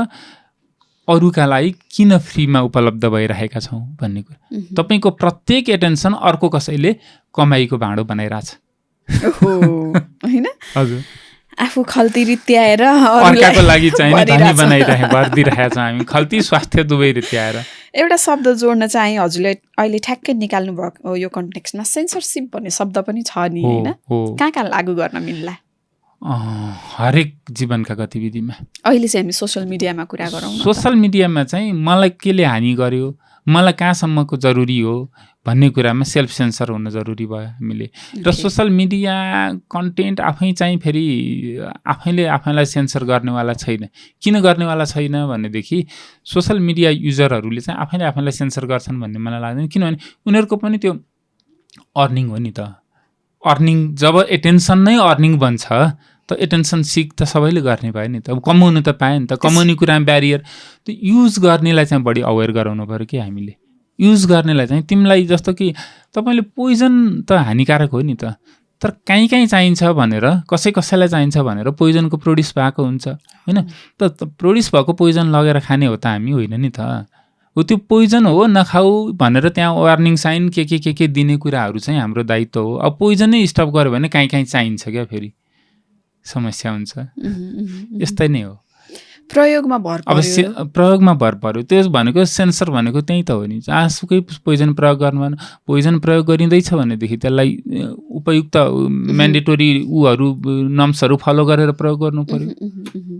त हामी पोइजनै बराबर ठान्दा हुन्छ। जति पनि नोइज र त्यो इन्फर्मेसन र नोइजमा डिस्टिङ्ग्विस गर्न सक्नु पर्यो है। हामी कम्युनिकेसनको स्टुडेन्ट पनि र हामीले कम्युनिकेसनै थ्रु अरूलाई बुझाउने दायित्व पनि भए हुनाले तपाईँ कस्तो भइदिन्छ भने नोइज र इन्फर्मेसनमा अलिकति म क्लियर गराउन चाहेँ। एउटा क्लासमा हामी बसेर पढिरहेछौँ, कुनै रोड साइडको स्कुल छ। त्यो स्कुलको बच्चाहरूको लागि त्यो ट्राफिकको गाडीको टाइटुई आवाज आयो भने त्यो क्लासमा पढ्ने बच्चाहरूको लागि त्यो के हो भनेदेखि नोइज हो। त्यो किनभने हल्ला भयो, त्यो क्लासमा डिस्ट्र्याक्सन गर्यो त्यसले। तर त्यही नोइज अघि न पोइजन भने जस्तो कहीँ फेरि यति जरुरी भएर आउँछ लाइफ सेभिङ। कहाँ भने त्यो गाडी बाटो काट्न लागेको मान्छे जसलाई गाडीले हिट गर्न झन्नै खोजेको थियो उसको लागि त त्यो हर्न त फेरि लाइफ सेभिङ इन्फर्मेसन हो नि त। तिमी हट यहाँबाट भनेको हो नि गाडीले त। हो त्यस कारणले कतै चाहिँ पोइजन भइरहेको कुरा चाहिँ कतै अमृत हुन पनि सक्छ, कतै चाहिँ खराब भइरहेको सूचनाहरू कतै चाहिँ फेरि सुसूचना भइरहेको पनि हुनसक्छ है नोइज चाहिँ। त्यस कारणले कन्टेक्स्ट पनि डिस्टिङ्ग्विस गर्न सक्नुपर्छ हामीले। त्यो मलाई पो चाहिएन त हजुर, टिकटकको धेरै अन्नेसरी स्क्रोल मलाई चाहिएन, अर्को कसैलाई चाहिरहेको हुनसक्छ।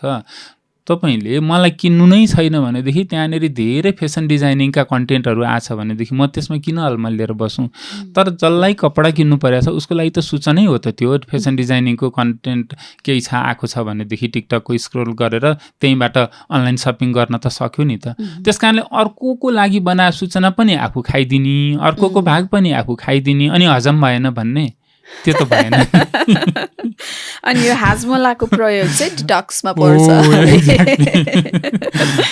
ओके, सर्टकट छ नि अहिले त जिन्दगी होइन, किनभने सोसियल मिडियाले हामीलाई यति छिटो समयमा सम्पूर्ण कुरा सिकाइदिन्छ कसरी हेल्दी हुने कसरी राम्रो हुने कसरी ट्यालेन्ट हुने कसरी स्मार्ट हुने सिकाउँछ पनि सम्हाउ कन्फ्युजन पनि गराउँछ जान्न नसक्दाखेरि अनि अघि हजुरले भन्नुभएको जस्तो सिकाइराखेको छ चाहिने मान्छेलाई अनि भुलाइराखेको छ नचाहिने मान्छेलाई एक्ज्याक्टली हो हो अब यो समय यसरी खर्च हुँदा हुँदै दुःखका साथ केही कुरा जोड्न चाहे मैले यसरी नै सिकिराखेको कति कुरा एडिक्सनको कुरा छ अहिले अब्युजको कुरा पनि छ अहिले अनि सबैभन्दा इम्पोर्टेन्ट लागेको एउटा कुरा चाहिँ यो सेल्फ लभ भन्ने शब्दको चाहिँ दुरुपयोग भयो कि जस्तो लागेको छ के भन्नुहुन्छ हजुर अब यो सदुपयोग दुरुपयोग गर्ने भन्ने कुरो पनि डिपेन्ड्स अन पर्सन होइन अब सेल्फ लभ भन्नुभयो आफूले आफूलाई केयर गर्ने अघि नै मैले भने नि स्वार्थ हो कि हित हो भन्ने कुरा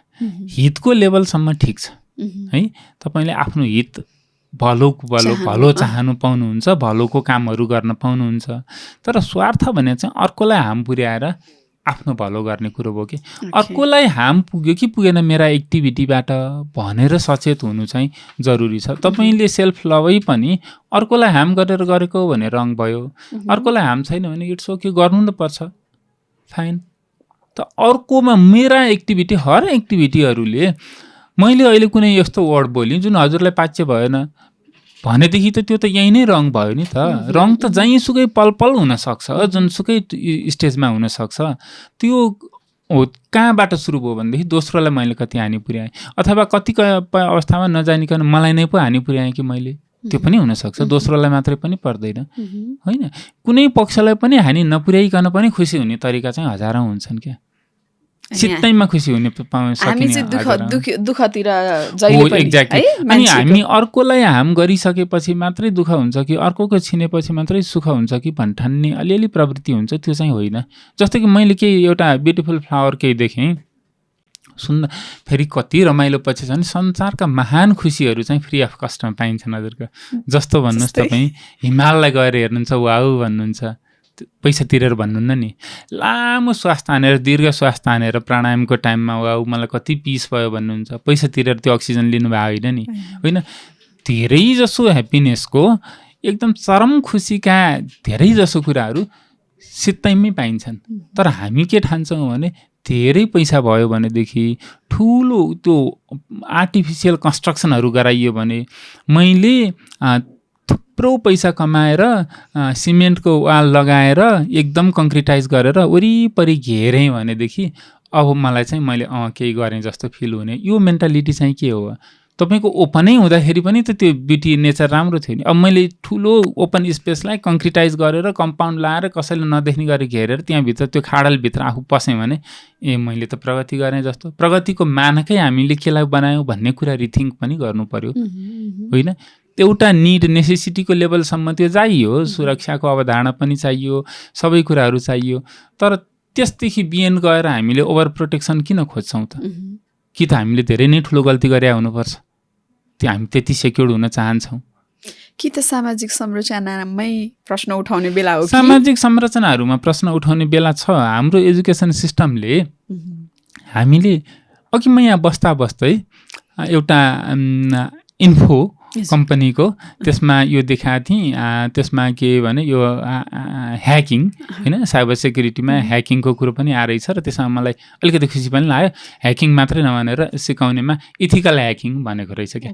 कम्तीमा इथिकल त जोडिएको रहेछ जस्तो लाग्यो मलाई हामीलाई चाहिँ के हुन्छ भने एउटा लेखक भएको नाताले सानो सानो कुराहरूमा पनि अपोजिट भाइस वर्सा हिसाबले सोच्ने बानी बसेको हुन्छ क्या हामीले बच्चाहरूलाई अहिले जस्तो कि स्कुलमा पढाउँदाखेरि करातेहरू सिकाउने सेल्फ डिफेन्सको कुराहरू सिकाउने यस्तो भन्छौँ है यो ठिक छ राम्रो छ होइन अथवा स्टेजमा गएर कसरी राम्ररी बोल्ने भन्ने यो ठिक छ होइन पर्फर्म गर्ने कसरी राम्ररी कन्फिडेन्ससहित बोल्ने भन्ने कुरा त्यो बोल्ने सँगसँगै अब एउटा प्लिज त्यो राम्रो गर्नुभयो आई रियल्ली एप्रिसिएट म उहाँहरूलाई एकदमै थ्याङ्क यू भन्न चाहन्छु तर अब म सँगसँगै के थपिदिनुहोस् भन्न चाहन्छु भने त्यो राम्रो बोल्ने सँगसँगै राम्ररी एटेन्टिभ भएर सुन्ने कला पनि विकास गरिदिनुहोस् न कसैले राम्रो कुरा गरिरहेछ लामो समय बोलिरहेछ भनेदेखि तपाईँ धैर्यतापूर्वक त्यसलाई सुन्ने क्षमता पनि विकास गर्न सिकाउनु छ बच्चाहरूलाई यो सुन्ने क्षमता हामीले धेरैतिर लगेर जोड्न सक्छौँ होइन त्यसो भन्न चाहन्छु अब तपाईले जुडो कराते इत्यादि सिकाएर सेल्फ डिफेन्स सिकाउँदै त्यो सँगै जोडेर के सिकाउनुस् भने तपाईहरूले कसैलाई पनि फर्स्टमा एट्याक गर्नै हुँदैन, फर्स्टमा के सकेसम्म एट्याकै गर्न हुन्न भन्ने नलेज चाहिँ सिकाउनु भएको छ कि छैन। कसैले हान्न आयो भने कसरी प्रतिकार गर्ने भन्ने सिकाउनुको अगाडि कसैलाई पनि हान्नै हुँदैन भन्ने कुरा चाहिँ सिकाइयो कि सिकाइएन हामीले? हो, त्यो सिकाउन जरुरी छ क्या। हामीले ताला चाबी बनाउनुभन्दा अगाडि चाहिँ नचोरौँ भन्ने पनि सँगसँगै सिकाउनु पर्यो क्या। ताला चाबी फुटाउन हुँदैन, ताला चाबी नै नचाहिने कुरा पनि हामीले सिकाउन, त्यो कुरालाई चाहिँ हामीले एज इफ यस्तो नै हुन्छ र कहाँ हुन्छ र यो त जरुरी नै होइन नि भन्ने लेभलमा सोचिरहेछौँ क्या। यो गफको लागि पो गफ हो त यो त भन्ने कुरा प्र्याक्टिकली कहाँ हुन्छ र हुँदैन हो, त्यो नहुन्छ भन्ने सोध्दै त आज उसो भए अनि आजको समाज कस्तो बनायौँ त हामीले, मानव समाज। त्यही भएर त हामीलाई असुरक्षाको भाव, यो त यहाँ छोड्न हुन्न। हामी सेक्युरिटीको यति अवधारणामा गयौँ कि चोरलाई रोक्ने होइन कि चोरको प्रवृत्ति नै रोक्नु पर्यो क्या। त्यो व्यक्ति चोरलाई रोक्ने होइन कि चोर नआउने जुन उसको प्रवृत्ति छ नि त्यो प्रवृत्तिमाथिको चाहिँ हाम्रो नियन्त्रण हुनु पर्यो। चोरै बन्नबाट रोकिनु पर्यो क्या। तालचा चाबी सीसी क्यामेरा लगाएर चोरलाई कन्ट्रोल गर्ने, जेलमा हाल्ने होइन कि त्यो चोर नै नआओस् न, त्यो लेभलको चाहिँ हाम्रो ज्ञानमा एड्रेस हुन किन सक्दैन भनेको कुरो सक्छ सायद। ठ्याक्कै एउटा यो चोर्ने कुरा हजुरले गर्नुभएपछि याद आयो मलाई। मैले कतै कोर्टमा पढाएको थिएँ इजरायलमा, अब is that true or not verify छैन, पुस्तक पसलहरू चाहिँ खुल्ला हुन्छन् रे। लाइब्रेरी जस्तो पुस्तक पसल चाहिँ सधैँ खुल्ला, 24 घण्टा खुल्ला। किनभने त्यहाँ के भनेको छ भने जसले चोर छ उसले पढ्दैन, जसले पढ्छ उसलाई चोर्नु पर्दैन। सायद त्यही भएर पनि होला। त्यो पढ्ने कति राम्रो, जे भए पनि त्यो प्र्याक्टिकली हो होइन, जे नै भए पनि कति राम्रो कन्सेप्ट रहेछ कि रिडिङको भ्यालु के रहेछ भन्ने कुरासँग कति राम्रो उसमा लगाएर जोडेको रहेछ। अब हजुरले यति धेरै कुरा हामीलाई कनेक्टेड गराउनु भएको छ होइन। म यो मोबाइलमा अडिएको छु किनभने संसार अहिले मोबाइलमा छ होइन। मान्छेले खान बिर्सिन्छ, सुत्न बिर्सिन्छ, आफ्नो एकदमै इम्पोर्टेन्ट इभेन्ट बिर्सिन्छ, तर मोबाइल बिर्सिँदैन। वालेट हराउँदा मान्छे त्यति आत्तिदैन अहिले, एटिएम हराउँदा आत्तिदैन, तर मोबाइल नभेटिने बित्तिकै हसिना पसिना हुन्छ मान्छे होइन। सुन्दर कुरा, एउटा सानो वस्तुमै हामीले सबै कुरा राखेर आनन्दसँग अगाडि बढ्न पनि पाछौँ। दुःखको कुरा एउटा वस्तुले हामीलाई कन्ट्रोल गरिरहेछ होइन। अब म यहाँ आएँ, त्यो घरमा पुगौँ जहाँनिर चाहिँ ससानो नानी बाबुलाई खानको लागि मोबाइल चाहिन्छ, सुताउनको लागि मोबाइल चाहिन्छ। सुरु त्यहाँबाट गरेँ मैले। आमा बाबा जसको चाहिँ सम्बन्ध चाहिँ साँच्चै नै चिसिसकेको छ, तर इन्टरनेटमा र सोसियल मिडियामा चाहिँ वाउ भनेर देखिन्छ होइन। ती टिनेजर छोराछोरी भएको घर जसमा 1-2वटा कोठा सधैँ बन्द हुन्छ, किन त्यहाँभित्र मोबाइल छ। भित्र बाहिर को आयो, को गयो, को बिरामी भयो, के भयो, केही पनि थाहा छैन। अनि त्यो मोबाइलको यति धेरै एक्सेस युज जब आमा बाबाले प्रेमले अथवा अलिकति प्रोटेक्सनले तिमी यो नगर है, यो गर्यो भनेदेखि यो मोबाइल बन्द हुन्छ अथवा वाइफाई बन्द हुन्छ भनिसकेपछि निम्तिएको घटना, दुःखद घटना होइन। हामीले यति धेरै कुरा गऱ्यौँ, सेन्सरसिपको कुरा गऱ्यौँ, सेल्फ कन्ट्रोलको कुरा गऱ्यौँ। हामी बच्न सक्छौँ होला। ती नानी बाबुलाई कसरी जोगाउने त सुरुबाटै के गर्ने ल भन्नुहोस्। यसमा चाहिँ मैले अब उपायहरू धेरै हुन सक्लान्, तर मैले एउटा इभिडियन्ट र केही स्कुलहरूमा म आफैले पर्सनल्ली पनि प्रयास गरेको कुरा चाहिँ के हो भने धेरै उपाय हुन सक्छन्, यो नै अलि नल हो भन्दिनँ म। त्यसमा चाहिँ अब त्यो अभिभावक शिक्षादेखि लिएर हामीले सबैलाई अवेर हुनुपर्ने कुराहरू त छँदैछ। अथवा अस्ट्रेलिया जस्तो मुलुकले अथवा स्विडेन जस्तो मुलुकहरूले, उनीहरूले त अब स्विडेन जस्तो मुलुकले कुनै बेला चाहिँ सबै क्लासरुमहरूलाई डिजिटाइज गरेको ठाउँमा अब कसरी डिजिटाइज गर्ने प्रोसेसमा उनीहरू लागेर फेरि बुक मात्रै पढाउने, पेपर बुक्सहरू मात्रै पढाउने भन्ने उसमा पहिला चाहिँ अब त्यही कुराहरू डिजिटल डिभाइसमा पढाइने बुकहरूलाई पनि पेपर बुकमै ब्याक टु पेपर बुक त्यो स्टेजमा पुगिसक्यो भने हामी पनि रहँदा बस्दा त्यो स्टेजमा त पुग्नै पर्ने छ। त्योभन्दा अगाडि चाहिँ अहिले राइट नाउ गर्न सकिने एउटा यो चाहिँ राज्यले पनि गर्न सक्छ भन्ने मलाई लाग्छ। त्यो भनेको चाहिँ के भने प्यारेन्ट्सहरू आफै हेर्नुहुन्छ, त्यो त रङ भइहाल्यो हजुरले भन्नुभयो, आफै हेरे पनि उहाँहरूले नहेर भन्दै गर्नुभएको हुन्छ है। एटलिस्ट त्यति छ भने एउटा सानो मेकानिजम मैले चाहिँ केही स्कुलहरूलाई पनि सजेस्ट गरेको थिएँ। के गर्न सकिएला अहिले भर्खरै भने चाहिँ हाम्रो विद्यालयहरूले अहिले नानी बाबुहरूलाई होमवर्कको एउटा लग बुक दिएर पठाउनुहुन्छ, होमवर्क गरेको छ कि छैन प्यारेन्ट्सले चेक गर्नुहोस्, अनिखेरि त्यहाँबाट त्यो साइन गरेर पठाइदिनुहोस् भनेर एउटा लग बुक पठाउनुहुन्छ नि। त्यसमै एउटा सानो सेक्सन थपिदिनुहोस्, ठुलो काम पनि गर्नु परेन। र त्यसमा प्यारेन्ट्सले कम्तीमा मेरो नानी बाबुले आज कति घन्टा मोबाइल हेरे हो भनेर भरेर पठाउने डिजिटल टाइमिङको लग पनि एउटा थपिदिनुहोस्। त्यो धेरै ठुलो इफोर्ट लाग्ने केही पनि छैन, एक्जिस्टिङ स्ट्रक्चरमै यो यति गर्न सकिन्छ एउटा कुरा यो। अर्को कुरो चाहिँ कम्तीमा बालबालिकाहरूको लागि चाहिँ राज्यले म्यासेज दिने हेतुले, जस्तो कि हामीले खैनी सुर्तीहरूमा क्यान्सरको चित्र राख्न सक्यौँ नि, म्यासेज दिने हेतुले यो चाहिँ यति टाइमदेखि यति टाइमसम्म अथवा यति एजदेखि यति एजसम्म चाहिँ यो डिजिटल डिभाइस चाहिँ ब्यान्ड छ भनेर एनाउन्स गर्न चाहिँ ढिला भइसक्यो, गर्नुपर्छ हाम्रोमा। अब त्यो गर्नुपर्छ एउटा म्यासेज दिने हिसाबले। अब त्यो सबैले म्यान्डेटरी रूपमा फलो गरून् नगरून्, तर म्यासेज त स्प्रेड हुन्छ नि, राज्यले गरेको पोलिसी लेभलले गरेको कुराहरूले म्यासेज त जान्छ नि त सबैमा। यो मुलुकले सरकारले नि यसो भनिसक्यो भन्ने कुरा नोटिस हुन्छ नि त। हो त्यो नोटिसको लेभलमा भए पनि हाम्रोमा यो किन ढिलाइ भइरहेको मैले बुझेको छैन होइन। यसको सिभियर प्रब्लम सोसाइटीमा देखिन थालिसकेको छ, बच्चाहरूमा देखिन थालिसकेको छ। त्यस कारणले यो चाहिँ टु बी एड्रेस्ड इमिडिएटली भन्छु म चाहिँ नि। यो सामान्य तरिकाहरू गर्दा नि केही न केही म्यासेजको लेभलमा जान्छ। अब इन्डिभिजुअल लेभलमा त इट मे टेक टाइम, समय लाग्न सक्छ। कस्तो सजेस्टिभ एकदमै रियलिस्टिक कुरा होइन। हजुर, घर घरमा गएर भन्न नसकिएला तर आम एकै हिसाबले सन्देश दिन त सकिन्छ। यसमा राज्यको कुनै लगानी हुनेवाला नि छैन, खर्च हुनेवाला पनि छैन। तर अब अहिलेको सरकारमा युथहरू हुनुहुन्छ, अलि पछिल्लो पढे लेखेको पुस्ताहरू हुनुहुन्छ। मलाई लाग्छ अब यो शिक्षा मन्त्रालयले कुनले हो कन्सर्न अथोरिटीहरूले छिट्टै नै यो अनुमोदन गरोस्, इन्डोर्स गरोस् भन्न चाहन्छु म चाहिँ। डिजिटल डिभाइसको टाइमहरू चाहिँ खास गरिकन एज ग्रुपहरू छुट्याइकन यो गर्न सक्यो भने साह्रै राम्रो हुन्छ। धन्यवाद यो सजेसनको लागि, हाम्रो लागि मात्र नै सम्पूर्णको लागि भयो होइन। अब एउटा अफ द रेकर्ड क्वेसन सोधेँ मैले हजुरलाई, कति हाराहारीसम्मको चाहिँ न्युज एडिट गर्नुभयो होला त सङ्ख्यामा? याद छैन त याद हुँदैन हजुर। अब 19-20 वर्षसम्म गर्दाखेरि कम्तीमा पनि हजुर यसै अन्दाज गर्नुहोस्, बिदाको एक दिन विकली एक दिन छोडेर दिनको करिबन थोरै गरियो भने नि 3टा 7वटा 10वटा न्युजहरू सानो छोटा गरिकन गर्दाखेरि त त्यो कति सङ्ख्यामा हुन्छ त्यो नगनौ अहिले साध्यै भएन नगनौ। तर के सोध्न खोजेको मैले भने यस्तो न्युजहरू पनि आयो होला नि, एडिट गर्दा गर्दै हात खुट्टा लगलगै कामेर केही समय शान्त रहनुपर्ने अथवा बाहिर गएर हावा खाएर आउनुपर्ने अनि गर्नुपर्ने, फेरि त्यस्तो भयो कि भएन? हुन्छ, केहीले जस्तो कि स्ट्राइक गर्थ्यो अभियसली। अब त्यो हातखट्टै गल्ने भन्दा नि इन्फर्मेसनमै गरिराख्ने। जस्तो कि सामान्यतया केही इभेन्टहरू मलाई ख्याल छ, म दरबार हत्याकाण्डको इभेन्ट हुँदाखेरि इभिनिङतिर हामीले न्युज जस्ट एउटा इन्फर्मेसन आयो कि निर्मल निवासमा पनि होइन, यहाँ एकाडेमी छेउमा शान्ति निवास कि के छ नि होइन, त्यहाँतिर केही खालको बम पड्क्यो अरे यस्तो भन्ने खालको इन्फर्मेसन आयो।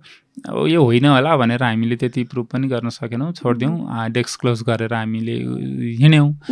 तर घर पुग्दासम्म त्यति बेला मलाई थाहा छ एनएसके जापानदेखि लिएर विभिन्न फरेन मिडियाहरूबाट, बाहिरबाट युएसहरूतिरबाट हाम्रो नम्बरहरू पत्ता लगाइरहेकन लोकल मिडिया अब कान्तिपुरको यहाँ डेस्कमा हुने लेटसम्म हुनेहरूलाई थाहा हुन्छ भन्ने हिसाबले फोन कल्सहरू आउन थाल्यो। त्यसपछि हामी रातभरि निदाउन सकेनौँ। भनेको मतलब त्यो न्युजको एडिट गर्दा मात्र नभइकन इभेन्टहरू कुनै इभेन्टहरूले चाहिँ अब रियल्ली आफूलाई पनि त्यसमै इन्सिडेन्टमै इन्भल्भ गराए जस्तो लेभलकोसम्म गराउँछ। ठुलो खालको अब द्वन्द्वको माओवादी द्वन्द्वकालमा त्यो अब त्यो धेरै बढीहरू एकैचोटि भएको, खास गरी फोटोहरू हामी एडिट गर्नुपर्दा हेर्नुपर्दा, फोटो सेलेक्सन गर्नुपर्दा अब कुन फोटो दिने कुन नदिने, यो कुराहरूले आफैलाई एउटा एम्पेथेटिक गराउने, त्यो सिनमा आफू भए जस्तो पुर्याउने, यो कुराहरू त अब हुन्छ, परिआउँछ, हुन्थ्यो। एउटा शब्द जोड्न चाहे है हजुर, येल्लो जर्नलिजम हो। शब्द त जोड्नुभयो। अब यसको के पाटोमा भन्ने, अब जर्नलिजममा मात्रै नभनिकन यो चाहिँ टर्म चाहिँ मलाई के लाग्छ पछिल्लो चरणमा भने येल्लो प्र्याक्टिसेस भनौँ न जर्नलिजममा पनि हुन्छ, भइरहेछ। जर्नलिजमलाई मात्रै किन जोड्नु, अरू कुरोमा पनि यो पित्त अम्मल पित्त होइन सबै कुराहरूमा छ। अब यो सोसाइटीको लागि हानिकारक हो, सकेसम्म कम प्र्याक्टिस गर्नुपर्छ भन्ने छ। तर अब सर्फेसमा बोल्नु र बियोन्ड द सर्फेसको सिन अलि फरक हुन्छ। त्यो कुरा मिडियामा पनि मजाले छ। बियोन्ड द सर्फेसका कुराहरू हाम्रो मिडियादेखि हरेक सेक्टरमा छ। त्यो मिनिमाइज गर्ने अब सदिच्छा प्रयास हुनुपर्छ। मैले किन जोडेको भनेदेखि यो शब्द मात्रै येलो जर्नलिजम हो हजुरले भन्नुभएको जस्तो हरेक सेक्टरमा यो छ। अनि सबैभन्दा अलिकति मलाई दुःख लाग्यो, अघि हामीले भन्यौँ नि यही ब्याकग्राउन्ड एउटै भएको भएर चाहिँ जब समाचार आउँछ नि अनि त्यो भयावह स्थिति खास देखाउन हुँदैन थियो पब्लिकलाई भन्ने मेरो चाहिँ पर्सनल पोइन्ट अफ भ्यू हुन्छ क्या त्यति बेला। किनभने येलो जर्नलिजमको कन्सेप्ट त त्यहीँबाट सुरु भएको थियो होइन। यो कुरामा हजुरहरूले बोल्ने कि आम मान्छेले बोल्दिने कि सरकारले अलिकति सोच्ने कि के गर्ने, त्यो कुरा नदेखाइदेऊ न एकैचोटि आम मान्छेलाई, जो हेर्दा हेर्दै सुन्दा सुन्दै मान्छे एउटा स्थितिबाट अर्को मनस्थितिमा पुगेर उसलाई अझ गाह्रो होस्। जस्तो मलाई सबैभन्दा कुरा गर्न मन लाग्यो जब एक्सिडेन्टको केसहरू आउँछ, वारको केसहरू आउँछ, स्ट्राइकको केसहरू आउँछ, कति चिजहरू मान्छेले एकैचोटि देख्न नचाहने चिजहरू पनि आउँछ नि त। मेरै मान्छे छ कि अथवा नभए पनि होइन, मेरो इमोसनले गएर त्यहाँनिर क्लास गऱ्यो भने मै केही हुन्छु कि, कसले सोचिदिन्छ यो?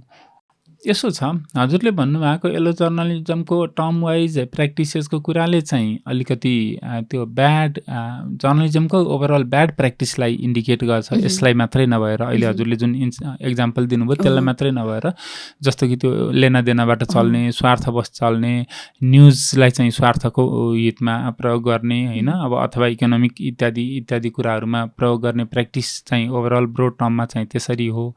जुन हजुरले भन्नुभयो सिनकोहरू यो देखाउन नहुने न्युडिटीहरू, भल्गारिटीहरू इत्यादिको अथवा यो कुराहरू छ। यसमा चाहिँ कोड अफ कन्डक्ट भन्ने कुरा त त्यहाँ इथिक्सको कुराहरू त्यहाँ छ। अब यसमा चाहिँ कस्तो छ भन्दाखेरि हजुरको अहिले पछिल्लो चोटि चाहिँ केही न केही अलिक बढी सुधार आछ। स्ट्यान्डर्ड मिडियाहरूले चाहिँ एटलिस्ट यो यसमा चाहिँ अब युएसहरूतिर पनि बाहिरको पनि देखिन्छ, सुटिङहरू उनीहरूको स्कुलहरूमै सुटिङ भइदिरहेको हुन्छ, सुट गरे हुन्छ होइन। अनि त्यस्तोमा यसमा चाहिँ यो खालको सिन छ, तपाईँलाई डिस्टर्बिङ सिनहरू छ, तपाईँलाई नहेर्न नि सक्नुहुन्छ भनेर ब्लर गरिकन पनि डिस्टर्बिङ सिनहरूको इन्फर्मेसन पहिल्यै न्युजको सुरुमै दिएको हुन्छ र तपाईँ हेर्ने नहेर्ने तपाईँको जिम्मा भनेर यसले तपाईँलाई डिस्ट्र्याक्ट गर्न सक्छ भन्ने खालको। त्यो हाम्रो नेपालमा चाहिँ अझै कम प्र्याक्टिस भएको देख्छु। हामीले जर्नलिजम प्र्याक्टिस गर्दाखेरि चाहिँ नि सुरुमा चाहिँ हामीले यो माओवादी कन्फ्लिक्टहरूको टाइमको पनि फोटोहरू देखाइयो दिइयो, हामी पनि त्यति अवेर थिएनौँ, बुझेको थिएनौँ, एक्सक्लुसिभ हुने होडबाजी पनि थियो र यो कुराको अवेरनेस पनि खासै त्यति थिएन। त पछि गइसकेपछि चाहिँ ब्लर गराउने नदिने। अब अहिले पछिल्लोचोटि चाहिँ सोसल मिडियाको कन्टेक्स्ट र हामीले बालबालिकाको कुरा गरिराख्दाखेरि म के भन्छु भने हामीले जानी नजानिकन बच्चाहरूलाई धेरै सोसल मिडियामा एक्सपोज गरिरहेछौँ, विच इज भेरी रङ, एकदमै गलत छ त्यो चाहिँ नि। अब बच्चाहरूलाई कन्सेन्ट लिन भनेको उनीहरू आफै कन्सेन्ट दिने लेभलकै होइन होइन। अब प्यारेन्ट्सहरूले जानी नजानिकन त्यस कारणले बच्चाहरूलाई त्यो चाहे ह्याप्पी बर्थडे भन्ने नाउँमा होस्, चाहे मेरो बच्चाले आज स्कुलमा राम्रो डान्स गर्ने नाउँमा होस्, एउटा सर्टेन एजसम्म उनीहरूलाई एक्सपोज त्यति गरिदिनु हुँदैन भन्छु म चाहिँ नि होइन। त्यसपछिको त आफै जान्ने भएपछि बेग्लै कुराहरू हो। त्यसको पनि एउटा चाहिँ नर्म्स हुनुपर्छ। अथवा स्कुलहरूले ब्रोस्योरमै साना नानीहरूलाई गरेर पब्लिकली बाँडिरहेको हुन्छ होइन। अब उनीहरूको त्यो कतिसम्मको गर्ने, कस्तो एक्टिभिटीलाई चाहिँ राख्ने, कस्तोलाई नराख्ने भन्ने कुराहरूको पनि एउटा सेल्फ सेन्सरसिप हजुरले भन्नुभएको थियो। यसमा चाहिँ जसले युज गर्छ उहाँहरू नै सेल्फ सेन्सर हुन नि जरुरी छ। सबै कुरा ल बनाएर मात्रै गाइड गर्न पनि सम्भव छैन। र मेन कुरा होइन हजुरले भन्नुभएको कुरा मैले एउटा जोड्न चाहेँ, इथिक्स भन्नेको कुरा पनि छ भन्ने कुरा चाहिँ जर्नलिजममा त छँदैछ। प्लस अन्त पनि इथिक्स भन्ने कुरा जुन अहिले हामीले फरक छुट्याउँ भनेको थियो नि, स्वच्छन्दता र स्वतन्त्रता भने जस्तै ल र इथिक्स बिचको डिफरेन्सेस पनि हामीले एकदम सोसाइटीको हरेक लेभलमा बुझ्न जरुरी छ।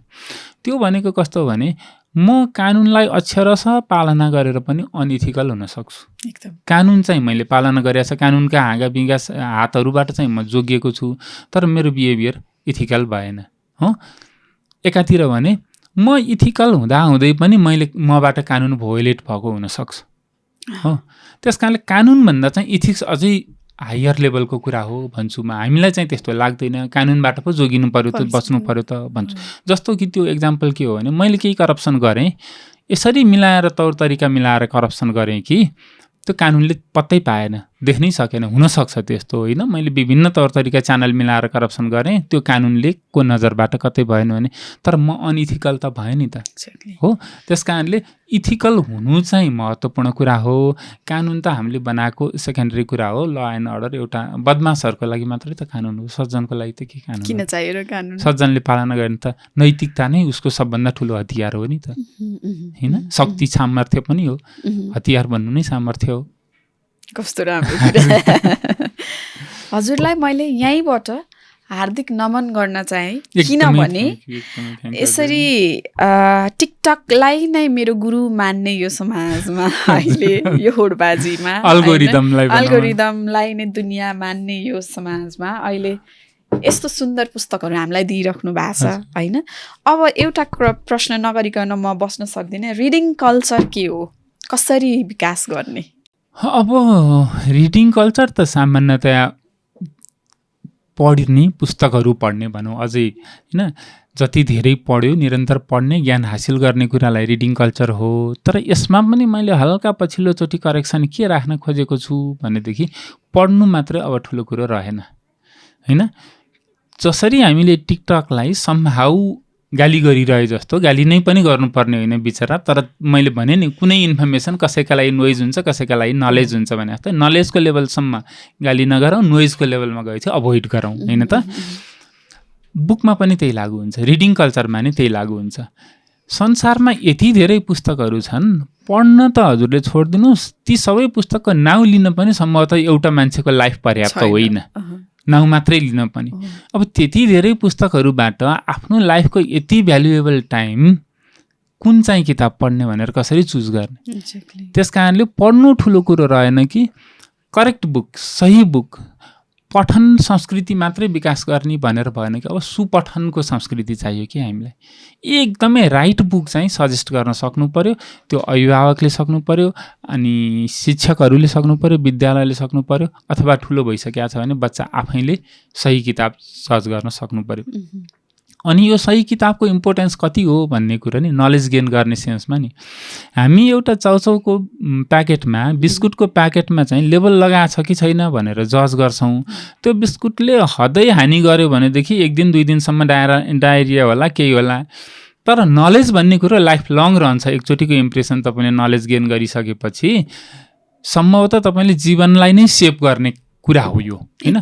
त्यस्तो कुरालाई चाहिँ अनि जुनसुकै बुक पढेर भयो त, जुनसुकै सोर्सबाट चाहिँ इन्फर्मेसन लिएर भयो त, त्यो इन्फर्मेसन रङ भयो, कन्टामिनेटेड इन्फर्मेसन पऱ्यो भने त तपाईँको त लाइफलाई त अदरवाइज सेभ गर्ने भयो नि त, गलत बाटोतिर लाने भयो नि त। त्यस कारणले हामीले पठन संस्कृति भन्दा पनि अझै सुपठन संस्कृति भनेर करेक्ट टेक्स्टहरूलाई, करेक्ट कन्टेन्टहरूलाई बालबालिकाको पहुँचमा पुर्याउन चाहिँ एकदमै जरुरी भइसक्यो। हजुरको जवाफ सँगसँगै प्रश्न पनि आउँछ होइन। मेरो लागि सही पुस्तक कुन, मैले कसरी थाहा पाउने? यसको चाहिँ 2-3वटा उपाय हुन्छन्। एक, तपाईँले तपाईँभन्दा नलेजेबल हो भनेर विश्वास गरिएका मान्छेहरूसँग तपाईँको टिचर हुन सक्नुहुन्छ, तपाईँको समाजको अगुवा हुन सक्नुहुन्छ, तपाईँको प्यारेन्ट्स हुन सक्नुहुन्छ, उहाँसँग सोध्नुहोस् है। आफूभन्दा नलेजेबल जसलाई तपाईँले ठान्नुहुन्छ उहाँहरूसँग सोध्नुहोस्। एक, दोस्रो, मिडियाहरूमा आउने रिभ्यूहरूले पनि केही छनक दिन्छन्। त्यो रिभ्यूहरू पनि कुनै किताब पढ्नु छ भनेदेखि खर्र तपाईँ अहिले त एआईको र चाहिँ तपाईँको च्याट जिपिटी र चाहिँ गुगलको त्यो जमाना, एआईको जमाना छ भने खर्र सोध्नुहोस् कस्तो खालको फिडब्याक दिन्छ। केही न केही खालको त्यसलाई पनि मिसयुज नगर्नुहोस्। युजको प्रयोजनमा त जुनै प्रविधि पनि लिनु पर्यो, त्यसले पनि एउटा आइडिया दिन्छ, त्यसबाट चुज गर्नुहोस्। प्लस आफैलाई सोध्नुहोस्। सबभन्दा ठुलो तेस्रो पोइन्ट चाहिँ नि आफैलाई सोद्धा पनि थाहा हुन्छ कि तपाईँको भावनाले, मनले यो मेरो लागि हो कि होइन भन्छ। अनि भनिसकेपछि कुनै खानेकुरा देख्ने बित्तिकै तपाईँ खाइहाल्नुहुन्न नि, यो मलाई रुचि लाग्ला नलाग्ला, यसको स्वाद कस्तो होला, टेस्ट कस्तो होला भन्ने अन्दाज गरेर यो त खाने हो अब भनेपछि खानुहुन्छ नि। यो पनि त्यस्तै हो। कन्त्यम यो त मेरो लागि हो, यो त मेरो बडीको लागि होइन, ब्रेनको खुराक हो, त्यस कारणले यो त म खाने हो भन्नुहोस्। अब यो सँगसँगै मैले एउटा कुरा जोडेँ होइन, हजुरले भन्नुभयो नि मैले आफूलाई सोध्नु पर्यो, मलाई कसैले रेफर गर्नु पर्यो। यो भन्दा भन्दै एउटा शब्द चाहिँ एउटा कुरा भन्न छुटाउन चाहिन, everyone's cup of tea is not same होइन, थाहा चाहिँ पाउनु पर्यो होला म कस्तो पुस्तकमा तानिदिन्छु र त्यसले मलाई के दिन्छ भनेर। यस्तो छ, अब सबै कुरो थाहा पाउनको लागि चाहिँ we don't have enough time कि we don't have to be also होला, त्यो सम्भव पनि छैन। त्यस कारणले त भन्दैछु आफ्नो इन्ट्रेस्ट र किताब पढ्नुका फाइदा सँगसँगै एउटा फाइदा, एउटा सबभन्दा ठुलो फाइदा र एउटा सबभन्दा ठुलो बेफाइदा बताइदिन्छु म।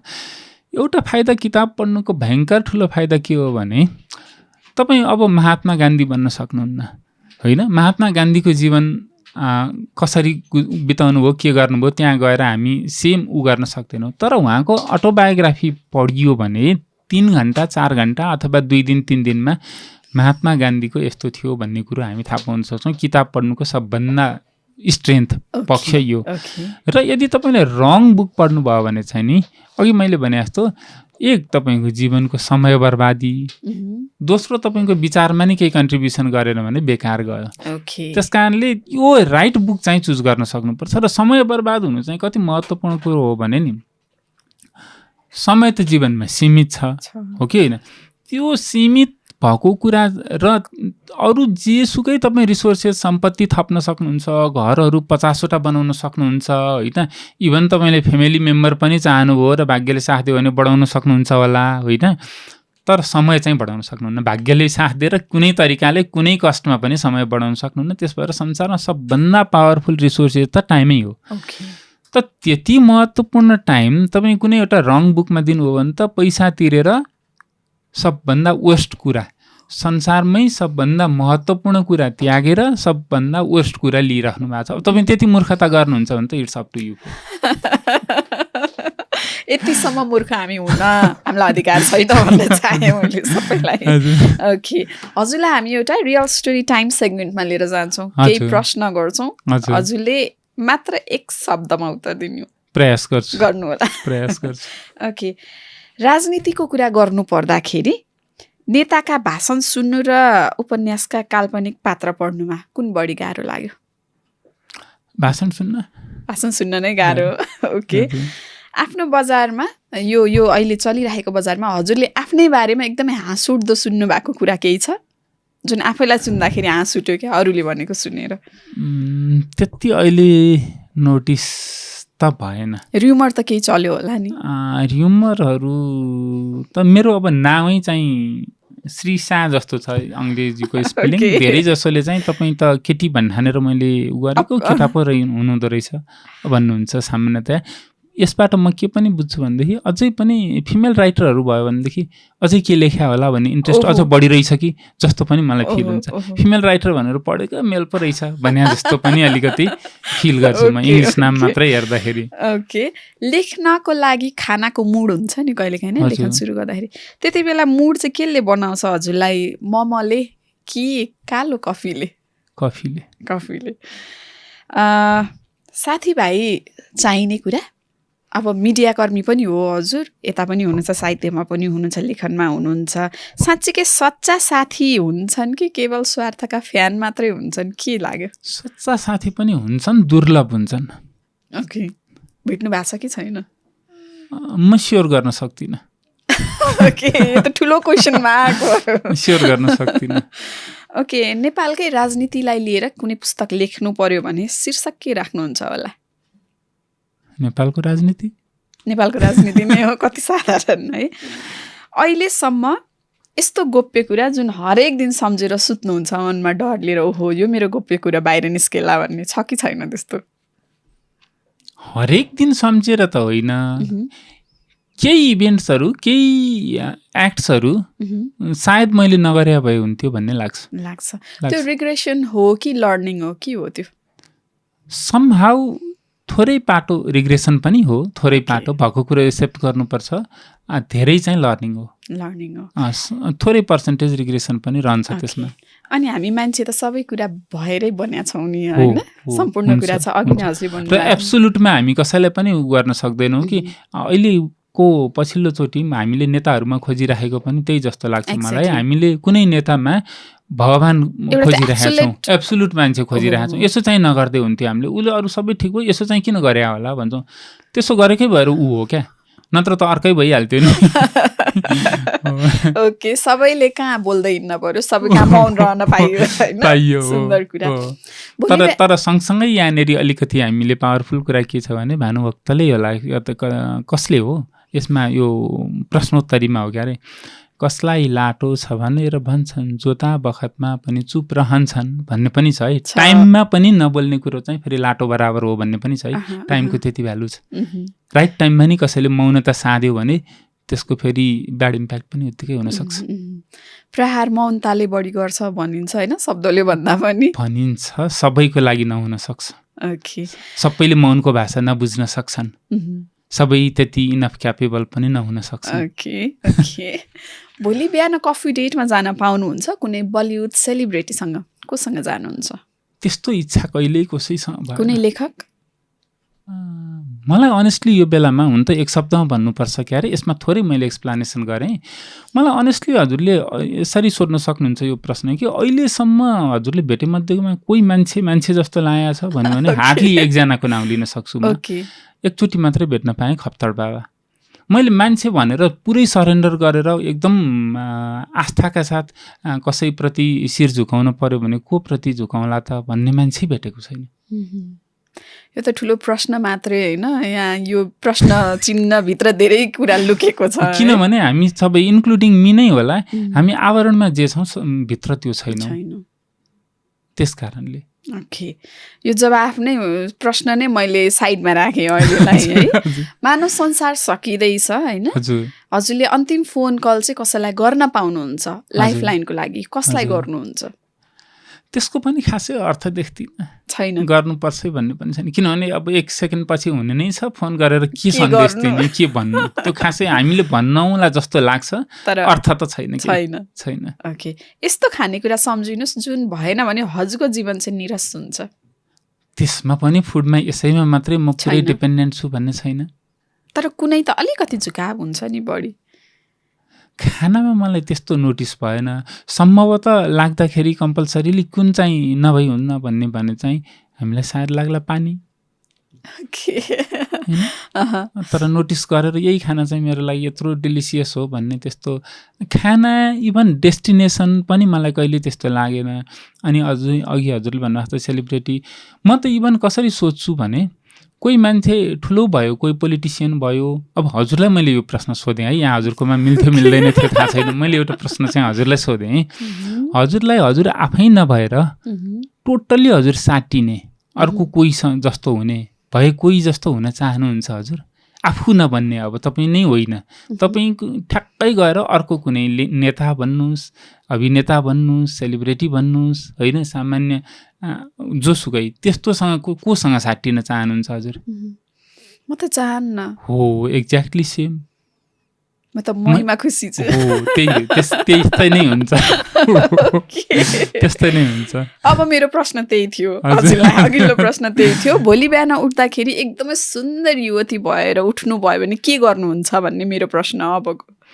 अब त्यो चाहिँ मैले मेरो स्टेट अफ माइन्डले भनेर हुँदैन हजुर, त्यो सुन्दर युवतीको स्टेट अफ माइन्डले के गर्छ त्यही गर्नुपर्छ। किनभने मैले ऊ भएर अनुभूत हुनै सक्दिनँ होइन, उसको मनमा के आउँछ म कसरी अनुभूत हुने, यही हो लेखनमा मात्रै यो गर्न कल्पना गर्न सकिएला। जे हुन्छ त्यही दिन हुन्छ, त्यही बेला हुन्छ। उहाँको थट कस्तो हुन्छ त्यति बेलै हुन्छ। मैले कल्पना गरेँ भने उहाँमाथि अन्याय हुन्छ, त्यो सुन्दर युवतीमाथि, किनभने उहाँको भावनै मैले बुझेको छैन। ओके ओके, एकदम डिप्लोमेटिक एन्सर है यो चाहिँ, सेफ ल्यान्डिङवाला एन्सर। साथीभाइ एकदमै नजिक रहेर पनि कन्ट्याक्टमा नहुनु भएको कोही साथीभाइ हुनुहुन्छ अहिले? त्यस्तो त हुनुहुन्न। एकजना मसँग पहिला असाध्यै मिल्ने ठान्थेँ मैले, तर सरफेसमा मिल्नु भएको रहेछ होइन, मिल्ने ठान्थेँ मैले। यो चाहिँ लाइफ लर्निङ सबैको हुन्छ है। मैले एकदमै मिल्ने साथी ठान्थेँ, उहाँसँग हामी लगभगै 10-15-20 वर्षसम्म त्यस्तो मित्रता जस्तो सबैले पनि भन्थे। अब पछिल्लो 5-7 वर्ष यता हामीसँग फोन कल्सहरू कुनै पनि केही छैन, टोटल्ली अफ छ। भनेपछि त्यो त्यति घनिष्ठ ठानिएको पनि घनिष्ठ हुँदो रहन्छ। त्यो चाहिँ हजुरले भन्नुभएको त सबैलाई म्यासेज भने चाहिँ अति पनि कतै काहीँ नठाने हुन्छ। त्यो चाहिँ इभन हामीले लभ एफेक्सनमा आफ्नै फ्यामिली मेम्बर, इभन नानी बाबुहरू, मातापिताहरू, जोसुकैमा पनि ठिक्क डिस्टेन्स ठिक हो, अति ठिक होइन। त्यो चाहिँ मोह हो। एउटा लेभल पार गरेपछि माया पनि के हो, मोहको लेभलसम्म जानु ठिक होइन। अहिले डिस्टिङ्ग्विस गर्ने कुरा थियो नि, मायासम्म ठिक हो, मोहतिर जानु बेठिक हो। मोहतिरै गयौँ भने त फेरि हामी कि कृष्ण भन्नु पर्यो कि राधा भन्नु पर्यो होइन, गाह्रो कुरा छ यो। हजुरलाई मैले सोधेँ होइन, हजुरको जुत्ताको साइज कति हो याद छ? 43, 42 यस्तै हुन्छ। 42, 43 मा युज हुन्छ। ओके, रुनु कतिको हुन्छ जीवनमा? त्यस्तो फ्रिक्वेन्टली होइन, तर मैले तपाईँलाई एक्सप्लेन गर्न नसक्ने कुनै इन्सिडेन्ट छ जहाँनेरि म एक्लै रोएको छु। रुने अधिकार छ नि सबलाई होइन? छ, म रोएको छु। ओके, र त्यो रुने कुरा चाहिँ म हजुरलाई यति चाहिँ त्यसमा भन्न सक्छु कि अघि नै मैले भनेको थिएँ नि, नेचरले कसैलाई ठुलो दण्ड दिनु पर्यो भनेदेखि पहिला सबै कुरो दिँदो रहेछ अनि छिन्दो रहेछ। एउटा मैले सिकेको लर्निङ यो। अर्को सिकेको त्यही रुवाईसँग सिकेको कुरो चाहिँ नेचरले कसैलाई दण्ड दिने अर्को तरिका तपाईँलाई माध्यम बनाएर कसैमाथि प्रहार गर्दो रहेछ। तपाईँलाई बन्दुक काँध बनाएर कसैमाथि गोली प्रहार पनि गर्दो रहेछ। त्यो चाहिँ प्राय लगभग आफ्नै हुन्छन् फेरि हो। मैले टुङ्गाइदिएँ। यस्तै छ। अन्तिम प्रश्न सोध्न चाहे, प्रश्न भन्दा पनि यो चाहिँ एउटा फर्म्याट। हजुर, अहिले मलाई केही शब्द भनिदिनुहोस् भन्यो भने ठ्याक्कै के भन्नुहुन्छ, ल भन्नुहोस्। हामी सबै यो चाहन सकौँ, हर पल, हर समय, हर क्षण, मोमेन्ट टु मोमेन्ट सबैको कल्याण भलो चिताउन सकौँ। कस्तो राम्रो कुरा। यो हर कोहीको लागि हो, मेरो लागि मात्रै होइन। सुन्दर कुरा। आजको यो भेट, यो पल चाहिँ साँच्चीकै सुन्दर, किनभने गफ मात्रै भएन, यो चाहिँ जीवनको ती पानाहरू पल्टाउँदै जाने जस्तो भयो। सुनेर साथ दिनुहुनेहरू सम्पूर्णहरूले पनि सोच्नुहुन्छ पक्का पनि यस्तो पनि गफ हुन्छ भनेर। हुन्छ पक्का। समय त्यही त, समयको चाहिँ दुईटा क्याटेगोरी हुने रहेछ। एउटा प्रकार चाहिँ समय के हुन्छ भनेदेखि बिति जाने पलहरू हुन्छ है, जो त्यसै बितेर जान्छन्। अर्को प्रकार चाहिँ अर्थपूर्ण क्षणहरू हुन्छ। मलाई लाग्छ आजको यो समय हाम्रो बिति जाने पल नभएर अर्थपूर्ण क्षण बन्यो, याद रहने क्षण हो यो है। यो समयको लागि हजुरलाई फेरि पनि धेरै धेरै धन्यवाद। यसरी नै बसेर छुटेका चिजहरू धेरै छन्, छुटेका कुराहरू फेरि गर्न पाइयोस्। जुन यात्रामा लागि पर्नु भएको छ त्यसको लागि हजुरलाई धेरै धेरै शुभकामना। एकदमै कृतज्ञ छु, एकदमै आभारी। हजुरप्रति पनि एकदमै धन्यवाद छ, यो अवसर दिनुभयो, यो सुखद कन्भर्सेसन हुन सक्यो। यसको म्यासेज, यसको सार हाम्रो श्रोताहरूले पनि हेरेर केही सेल्फ रिफ्लेक्सन गर्न सक्नुभयो भने झनै आफूलाई धन्य सम्झिन्छु। धेरै धेरै धन्यवाद। आज हामीसँग हुनुहुन्थ्यो श्रेष भण्डारीज्यू, जोसँग गर्न बाँकी मसँग यति धेरै कुरा छ अनि यहाँहरूको जिज्ञासा पनि टर्नै छ। अर्कोचोटि गरौँला। तर आजको गफको आफ कस्तो लाग्यो हामीलाई कमेन्टमा लेखेर पठाउन सक्नुहुन्छ।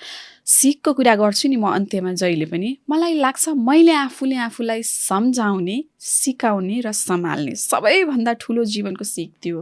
अनि त्यसपछि मैले अरूलाई प्रश्न गर्न सक्छु, सिकाउन सक्छु, अझ सुधार्न पनि सक्छु होला। अनि समस्या यहाँ कहाँ छ भने हामी औँला अरूतिर ठड्याउँछौँ, भुल्छौँ चारवटा औँला त आफूतिर फर्केको छ। त्यो चाहिँ आजबाट ख्याल गरौँ। ऐनामा आफूलाई एकचोटि हेर्दा त्यो देखिने आफ्नो चित्रमा त होइन, भित्रको चरित्र कस्तो हुँदैछ, आज म कस्तो बनाउँदैछु भनेर एकचोटि आफूलाई सम्झाउँ। अनि जीवन सायद सहज हुन्छ। सहजको पनि प्रक्रिया छ, कुरा गरिहाल्यौँ।